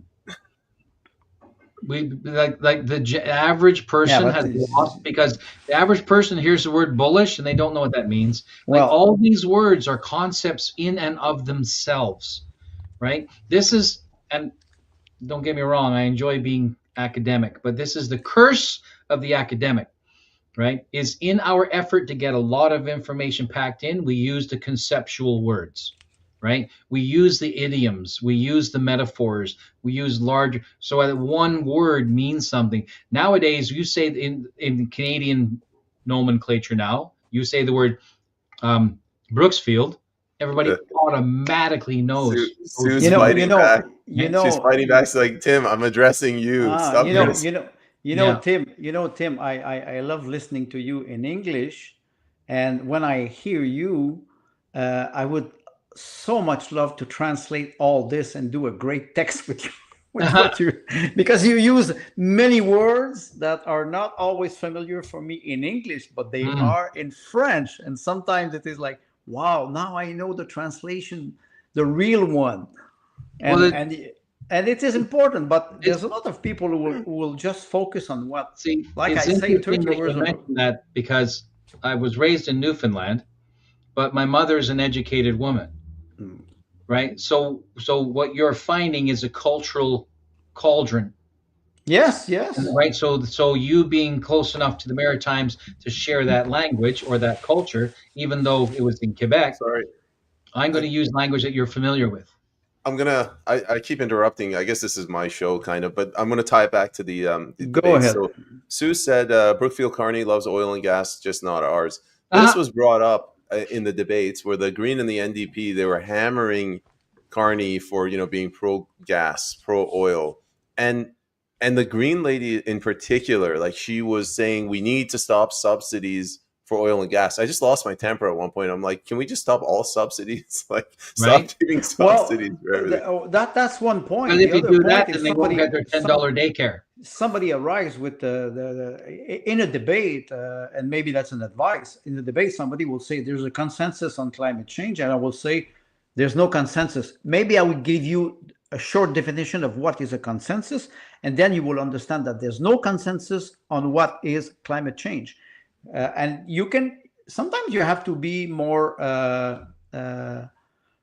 straightforward with ideas, because if they try to use a word like consensus in science, that does not exist.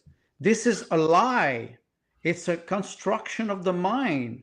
So some people, they use word very lightly. They don't know. And sometimes in a debate, you can take those are strategic mistake. They don't know. They use word very lightly, and then you can trap them. And it's not unrespectful to be determined. Sometimes we want to be kind. I'm sorry, I'm not a woman. No, I mean it. Sometimes I am determined, and I'm a man, I'm a male, and I have a statement. No, but it's important. It doesn't There's mean no that consensus on that, Andre. I mean, no, who but knows? I don't need a consensus. I don't need because the word consensus was hijacked since half a century.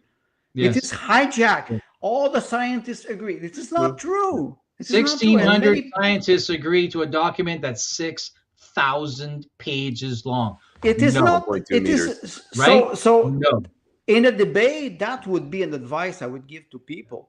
If you feel that you have something to grab on and to not attack, but undermine the argument of your opponent, do it. Do not hesitate, because maybe the moment will not come a second time. Speaking of 6,000-page documents, Sue posted another question. Well, that's copy paste. Brookfield, whatever, together with its partners, acquired Interpipeline, Canadian Petroleum Transportation Natural Gas Liquids Processing Company. The deal completed October 28, 2021. The transaction, valued at approximately $16 billion, was executed through a statutory plan of arrangement under the Business Corporations Act, Alberta. Yeah, but how's this related to what we're talking about? I mean, I can use it in my opening speech. We'll see how. Why? Well, You lost me after you said infrastructure. like I wrote syllables, that. Man, that's two more than I can use. I wrote that. I'm sorry. Capitalism for elite and socialism for the mass. Private jet for the elite and electric car with kill switch for the mass. Yeah, that's simple. The pigs have moved into the very farm simple. And Carney is not hiding it. No, he's not hiding it. Carney's a piece. Boy, that man's a piece of work. I don't think I've ever seen anybody more aristocratic, more looking down the nose at the serfs than that man in the last 10 years. Right, but what I'm trying to say... He has more disdain for the commoner than Charles does. Tim, that NDP room I was in on Monday, not a single person recognized what you just correctly pointed out. They cannot, Peyman. That's why Carney, we said this a year ago when he was dancing around the edges. We said this a year ago. Carney is a dangerous man. Yes. Trudeau, we could forgive him and say, a lot of it's just accidental stupidity. But Carney is a dangerous man. Well, you know the difference between Trudeau and Carney. Trudeau was a teenager. He has the brain of a teenager. Carney is an adult man. And I think, Peyman, you have a good strategy in local debate.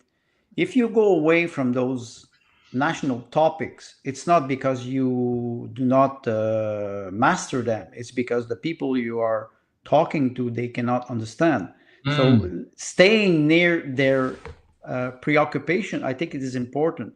Then at the end, it could be important to bring it back to a national level, because it's a national election. It's not a municipal election.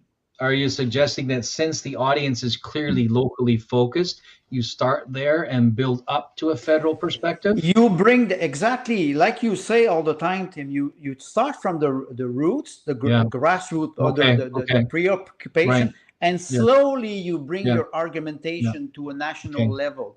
That's an interesting.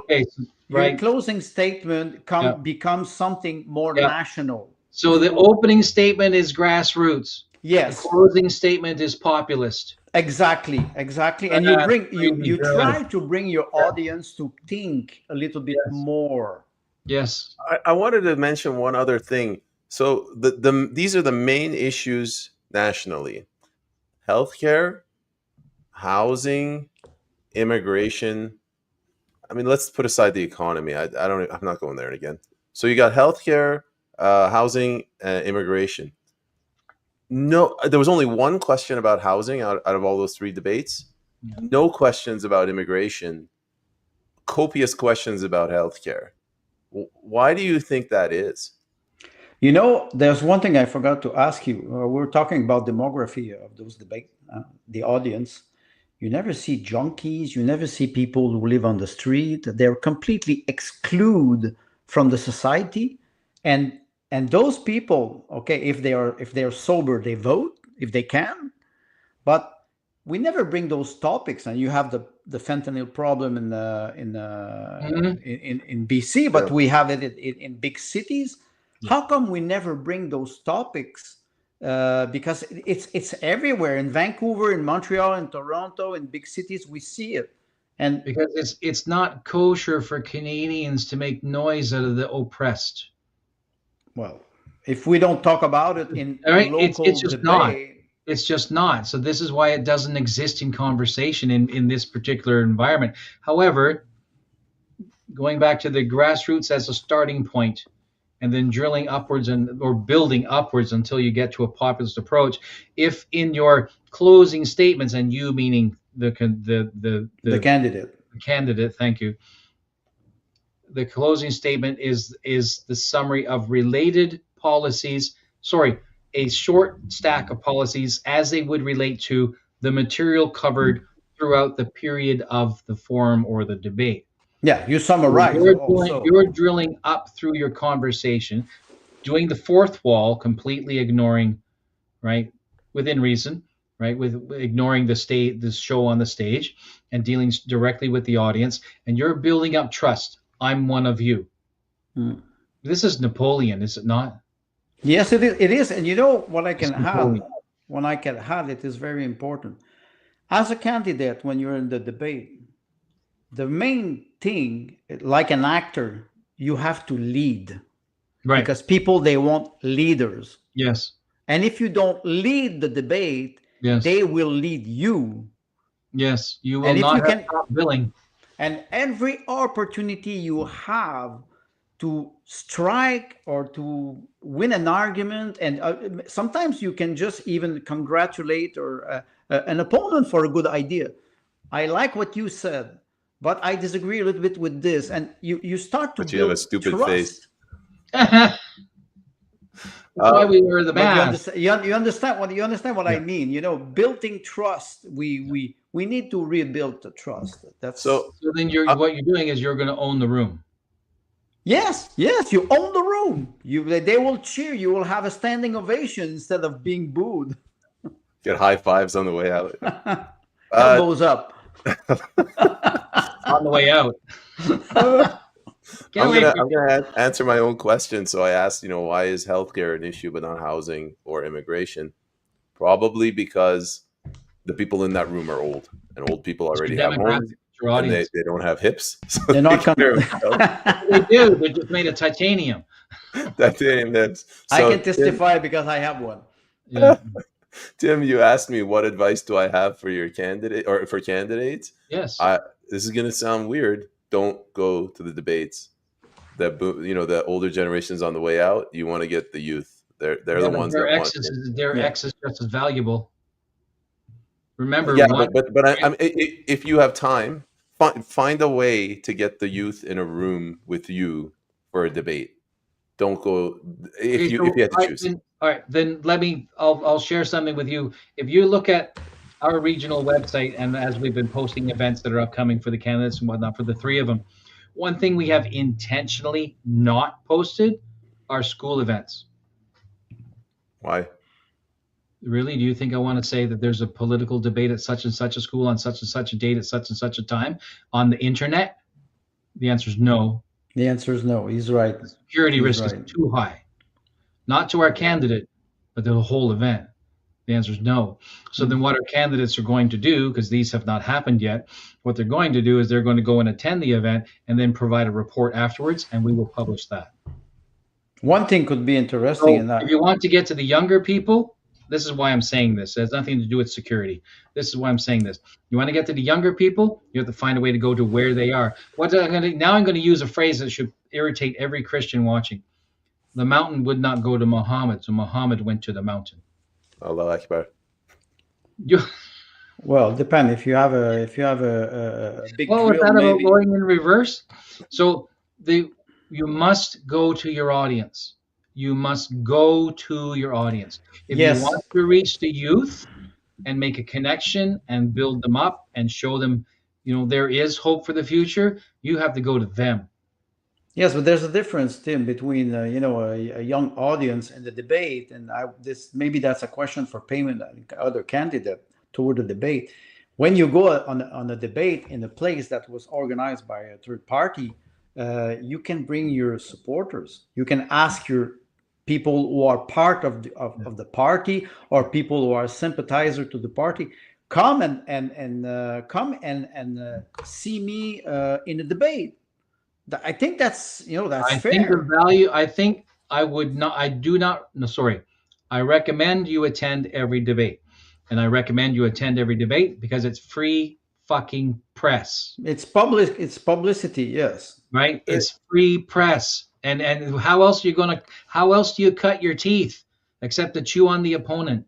Well, I can make a comment about the Freedom Conversation podcast of David Gardner in Halifax, and he said, I invited all people from all parties to come and have a discussion about their policies, Yeah. whatever party. He said None of them came. the only party Right. who answered was the People's Party. Because first of all, Sue- don't forget the People's Party is the challenger. Same thing with Sue. She happened to get one Conservative Party. Inner space. Yeah, but he was a potential candidate. He was going to be a candidate. I don't know what happened, but apparently Sue and her partner Jamie were having difficulty getting anyone from the two big parties. Yes. Yeah. And they it's will, not. you know why though? Like Sue, you know why? I'm sure you do. Well, She can't hear- it's can't talk. You can't hear me. Do you hear me? The reason why the big parties won't come is because they're told not to. of course, They it's control control. the message. It's They control. control the message. Why do you think? Here's something. The People's Party of Canada, the local associations and regional associations, they have little websites all over the country. Candidates have their own website. Our own association, which works with three districts, we have our own regional association. We have our own website. Name another party that does that. Nobody. No, why? To control the message. Right? So now the value in that is you control the message. Right? Yeah, sometimes it's important to control the Right. message. Yeah, they're Yeah. they're Or overmanaged. overmanaged. Yes, Right. yes. The word over, that's the They're problem. nurtured. They're nurtured. Right? A good manager, and Andre will be able to speak to this from his actual real life experience. A good manager maintains arm's length as much as possible. And to do that, must make sure that you have quality people to whom you delegate your tasks. Yes. That way, Yeah, you don't end up micromanaging or overmanaging. Well, Before we we- arrive at the same conclusion that we always talk about. It's also to talk about knowledge. People do they have knowledge enough and skill enough to be independent and autonomous? And that's a good manager will recognize people who are hard worker, people who are leader, people who are good communicators. Anyway, it will not push Yes. them too hard if they're not skilled enough. I think that's the beauty of a great system, and it takes time to build a system like this. Yeah, I'm not suggesting squelching or chaining independence, right? No. What I'm suggesting is that Coherence in the message. coherence is a good word. Yes, coherence, so that those who are working for me know our vision and our mission, and they share it. Meaning they defend it, meaning they evangelize for it, meaning that our the way we do our corporate culture, that they don't necessarily adopt that into their personal lives. We're not trying to turn them into Amway salesmen, right? Right? Tupperware I sales. don't want to come to your house and find that everything in your bathroom is made by Amway. But what I do want is independent thought, because that's where creativity comes within the confines of the business model. Right? Let me tie this into real world example. Yes, Sue, again, no micromanagement. I have a problem with the word reject, but other than that, I understand. Sidetrack if you prefer. I So I know. mentioned there's 5 candidates in my riding.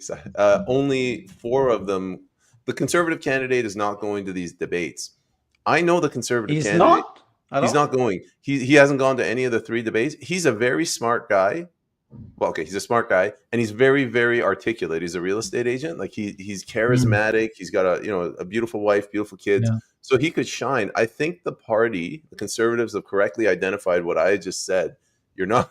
This is not. You're your not people. going there. Yes. It's not Not worth your his time. circus, not his monkeys. Well, Yeah. honestly, I have Right. to agree in a certain way, because sometimes you have to choose your battle. You cannot win them all.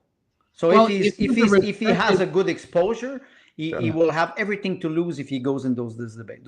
So let's say he's not right. So you have a liberal who's the incumbent, and this conservative is the one expected to take the seat. Yes.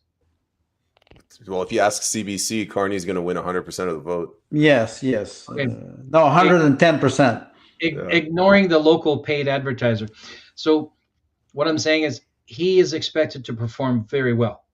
Right. because he has spent time in his business life building those relationships. He has built trust with people who will spend 300, 500, 1.2 million dollars with him, knowing that he's not taking them for a ride.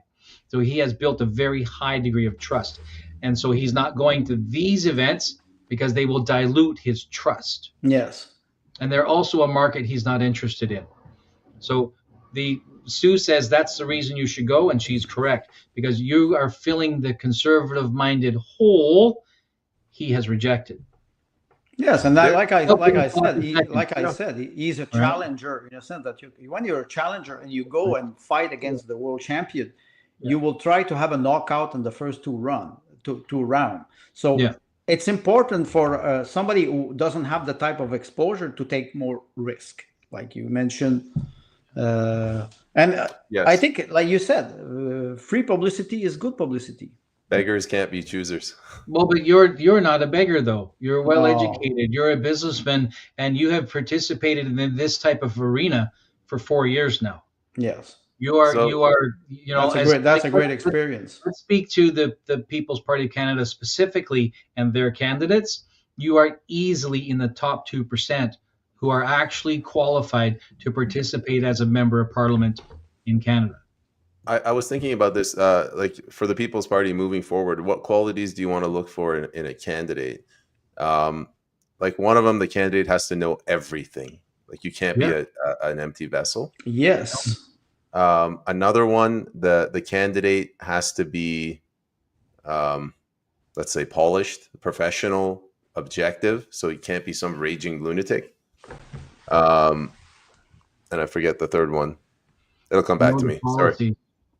I wanted to talk about what Sue is saying. 50% don't vote, 15% never will, 35% need a new reason to vote. I was kind of alluding to that 35%. Like don't go to these debates. Go figure out what those kids are and target those 35%. Because these I shouldn't say that, old stock Canadians, they're dead set in their ways. They might not want change. Well, we have this discussion often, and in this debate, you mentioned the demography, the age of the people. So there's also a sense of it's a good practice. You go in those debates, you gain experience, you meet people, and maybe you will not have a great impact. But personally, for a candidate, it's very important because you meet people. You start to, like I was saying before, you start to elevate yourself. You start to be more professional. You gain experience, and one day it's more easy to talk to people. Or if you're elected as a member of Parliament in the House, it's more easy. I can imagine somebody who's 18 years old, like you mentioned, the young man of the NDP. Imagine if he would be elected and he has to do his first speech in the House at 18 years old in front of all those people, all those 342 members of Parliament, with the Prime Minister, the President of the House, and he would have to do a speech, opening speech. They all do an opening speech. So you can imagine how he would be impressed if he's not prepared. Where's he going to put his vape for 5 minutes? Well, okay, let's be nice. He is a fellow candidate, and he's a good person. I met his parents. Yeah. I'm not saying he's not. I'm saying he's not prepared. I know, but for somebody who's listening in, it's not that we're criticizing him for being a loser. We're criticizing him for not having life experience. And Tim mentioned 30 years old. Yes. You're a businessman. I was going to say no debt. No debt. You will not be exposed to, I would say, blackmail or influence because you are strong and you arrive with strong values, strong ideas, and you have experience. I'm sorry, 18 years old. You should have a backpack and travel around the world. You should not be in politics. Not at 18. You should be in university. You should be studying, traveling. Be at a bar. whatever. It's your first opportunity after high school to test out all the education you got. Let me go back to the BNA Act and talk about who was initially qualified to participate in government in Canada. A senator had to be at least 30 years old, had to be married, still married. Yeah, Not divorced, that's a good right? precision. Had to have children, had to own at least one business, had to be debt free, had to own property, and preferably be a landlord. And the reason why is because it showed responsibility and successful management of all these separate aspects of civilized life. Okay, if a senator has Had to as have that and if a be at se- least 30 years old. So okay that meant most of them were 40, 45. if a senator was married 5 times, does he qualify?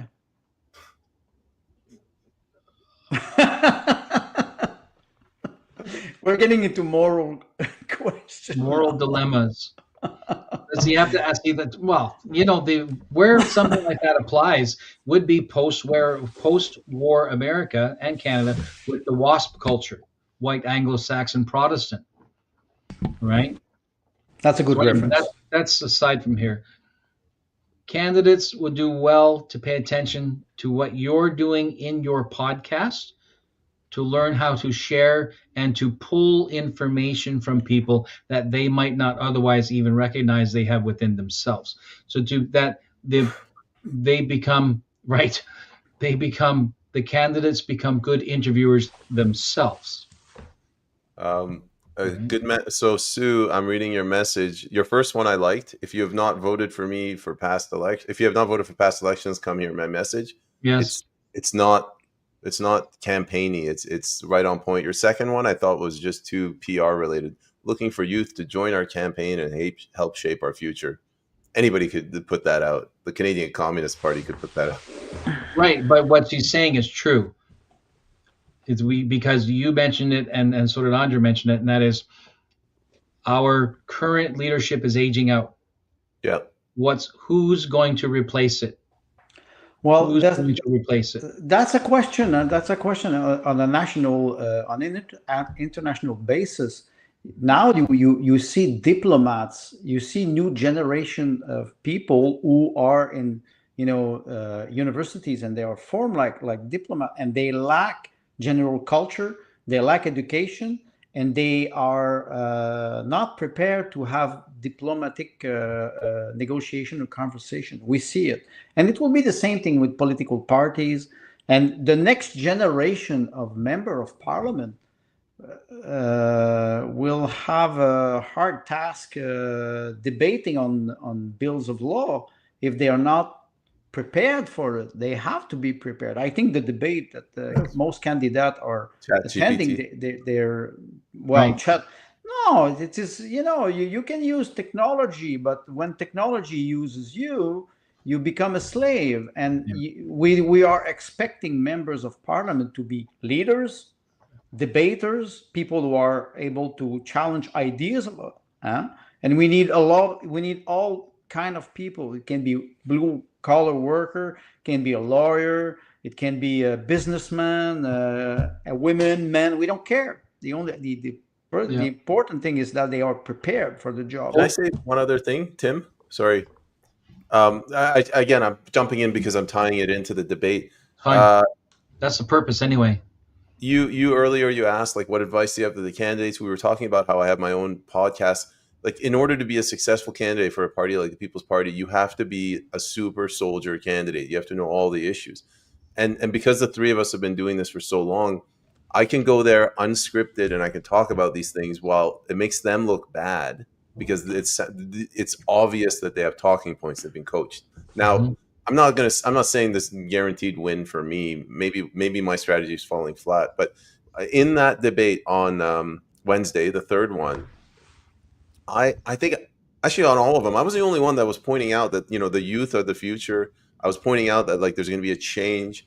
So, nobody else was saying this, and then on the third debate, I told them, I said, listen, there's two things you need. You need housing and you need food. If you can't get this for the youth, you're going to have civil strife. And if we don't solve this problem, someone's going to come in and they're going to give some sort of like extreme solution. I didn't say That's interesting because civil strife would be the end of healthcare. Yes. It would be the end of old folks' homes. But I will go back. What you're saying is important because I will go back to what Tim was saying about reading the room. When you arrive at the debate, the first thing you do, you see the people. older people, younger people, white hair, dark hair, long Blue hair, hair. blue hair if you want, and you can start to understand the type of message.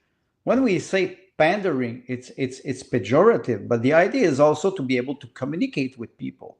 As a politician, the duty of a politician is to be able to speak to everybody. And after an election, the prime minister always says, I govern for all Canadians, even if they did not vote for me. That should be the theory of a politician. Doesn't always fit like this, but I think it's important to be able, like you mentioned, Tim, to read the room, to understand to whom you're talking to. And a lot of the candidates aren't even politicians. They're not. So let's make most of them are four not. levels. So you have the diplomat, the statesman, because I think a diplomat's more like an international term. A statesman, politician, activist, protester. Yeah. Because at least an activist has a script. They've been trained, right? Even if it's your high school, you still have some, right? Train or brainwash. There are plenty of people engaging in this year's election as protesters. They're not even politicians. And the activists, the Greens out there that actually have some form of training, are doing better than the protesters. But neither of them are even politicians. Mm-hmm. So it's, you're right. The best way through this, and I don't mean this in a negative fashion, maybe the boomers will sense a I'm going to get the word wrong, fealty, if you focus on the youth and say, we feel your pain. Work, like stable employment, quality education, food on your table, a bed for your children. We are going to make that happen for you. And the older generation will help because we are Canadian. Now you're going to tie it all together, right? Because this is Canada. This is, maybe that's the message, right? Familial, thank you. Yeah. Familial. Maybe that's the language. Maybe we move away from sovereign language, which is impersonal, and bring it back to family. Well, that's the core. That's the core value, or that's the core of a society. Right? So then, the solution for the destruction of the Judeo-Christian family in North America is to reinforce the family. Well, so we take the Marxist concept. The Marxists abuse the word resilience, right? Well, they mean it's resistance to everybody else. We want the family to be resistant. How is the family resistant? We strengthen it. Yeah, well, you strengthen it. You have to strengthen a family that exists. And don't forget that immigration is replacing the birth rate, the low birth rate. So you can also promote. I think for the sake of not putting too much on their plate, you keep it simple. Well, keep it simple, but don't forget, like I said, you don't do babies, you don't have a society. It's true. You will have to replace it with immigration. It's true, but the rats are under socioeconomic pressure. There's not enough food, so they stop breeding. That's economic. That's economic. That's of course it is. And then it goes back to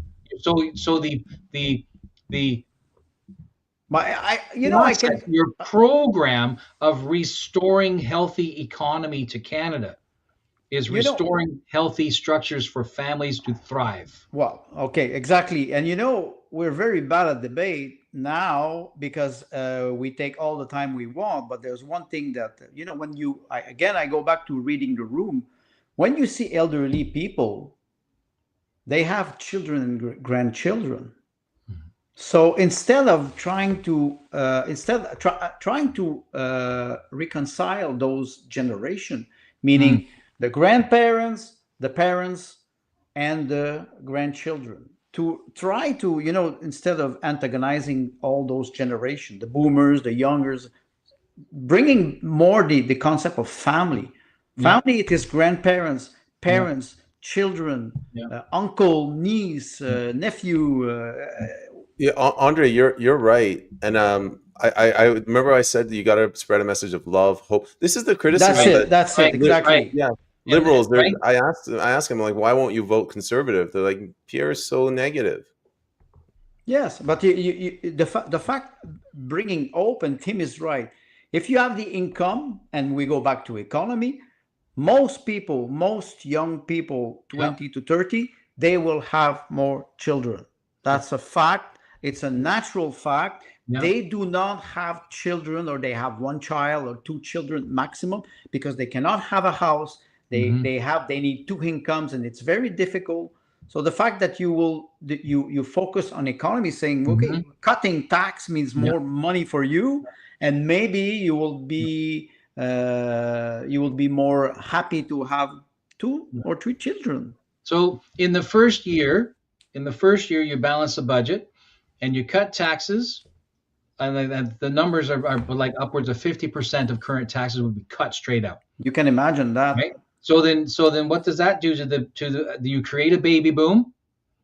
And then by the time you come around for the 4 years later, the UN has completely lost all validity, all value of saying, well, you're not replacing your population, so we have to inject people into you to get your GDP up. You're like, yeah, but we've got 2.5, 3 children per family in the last 4 years, so fuck off.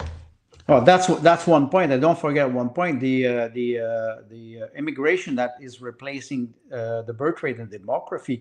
You bring people who are adult, and they don't grow slowly, and their needs are not growing slowly. They need healthcare immediately when you're 25, 30, 40, 50. If there are children, they are taken care by their parents, and after that is the school. So there's a slow progression of growth. What we're seeing now is not what. So if I go back to the debate, Peyman, when in statement, maybe it is possible to link immigration with birth rate. Because it is. Children. One of their big rationales. Children are the future of this country. So if we don't have children and we have immigration, adult immigration, where is the future? You have to be a little bit. Now we're arguing policy. No. We're discussing. I'm not giving a recipe. No, I don't mean arguing a bad word. I don't mean it in a bad sense. No. With women, you just have to be careful, because the Green Party candidate, she actually flipped this around, and she said, we're not baby factories. You can't just expect us to grow children. And the debate format, like, I don't have the time to tell her. I'm like, where do babies come from? No. Wait. There's one thing that is important. Like I said, but putting too much on their plate. The first thing you put on their plate is we will balance the budget. A woman arrives and says, we're not baby factory. You could say, who is we? Who are you? Who are you representing, madam? Are you talking about all the women in Canada? Maybe those people, they have this tendency of, I represent many people. Yes. Bring me fact. Yeah, but that's collectivism. That's the group. Yes, but in a debate, that's why I say, being a little bit more determined. Sometimes you have to challenge those people. We're losing Peyman. He's yawning. No, it's okay. Yeah. I'm tired. Sue's, I don't really understand her statement, but I'll read it. I should be eating lobster, sipping wine, and watching the hump decks from my summer home, but this country needs attention for my daughter, son, and 3 grandsons. But you see, she's a grandmother, so she understands what I'm saying. Well, and she understands everyone. You arrive at 65, 70, 75 years old. You want to meditate. You want to spoil your children, your grandchildren. You want to give them, or pass to the next generation, your wisdom and knowledge. That's the purpose of being growing older. And you do not separate those generations. I think that, and I understand your view, but I think that view has been lost once Gen X got in the picture. Yes, my generation in the 80s was the me generation, right? And so the idea of making something worth passing down, even if it is only my wisdom, was lost somewhere between cocaine and easy sex. Yes, no, that's Right? exactly right. But it doesn't mean that we cannot rebuild it. No, of course we It takes can. time. Of course It takes we can. time. Of course we can. And I think that this conversation has been especially fruitful for us trying to design ways or models, not that you have to do it word for word, but models that where a candidate could enter into a debate or a forum, starting knowing that I have a general approach, to how I'm going to start in this type of idea and I'm going to close in this type of idea. And then in between, I'm going to read the room, find the pain point, and be human with them and regenerate a sense of hope and future. And that, and the simple thing is one simple promise: we are going to balance the budget in year one. Done. And then tell them straight out, we're going to cut your taxes by this much. Full stop. No explanations, no asterisks, nothing after it, no tricks, no nothing. Those two things we're giving you immediately, because this government and that government and that government and that government refuse to do that. They will continue to tax you. I'm done. Take my bow. Walk out in a big stomp. Now that's a statement. That now I'll be the anchor man. We have 2 hours and 30 minutes. We were supposed to keep it to 1 hour and 30 minutes. So I will switch back the mic to Peyman and yeah. Andre and I are about to hit our second wind, and Peyman needs his afternoon nap. Yes, so I'm an old man. If you're an old man, I'm a dinosaur. So. I'm old. Well, you're a little archaic there, man. A little archaic. Some verdigris there. But it was what was his name? He was a jazz singer, and he was saying, "I'm old-fashioned, and I like it." Right. Yeah. Before my time. Yeah. 10 minutes ago was before your time. Well, I guess am I doing the sign off, or Tim? I thought you're the host now. So. Well, are we signing off? Oh, you can put me back in the middle again. Yes. Oh, you have too much power there, young fella. I'm sorry. What's this remove button? Do you want to rephrase that? So they have one of those chairs that just falls down into the floor. Crocodile pit. Yeah. All right, let's sew this up. Thank you very much for joining us today. We're really proud of the work that Peyman's doing and all the candidates for the People's Party of Canada in this election. Do your best and be professional about it. Study, because we want out of this mess. And without me sounding like you're our only hope on Kenobi, you kind of are. So, that was bad. What a terrible exit that was. Anyway. No, I will hand it up, okay? My name is Andrew Meloche, and I approve this message. There you go. That's it. We're done, folks. Thank you, Peyman. Thank you, Andre. It was a pleasure. Bye. Bye-bye. Bye.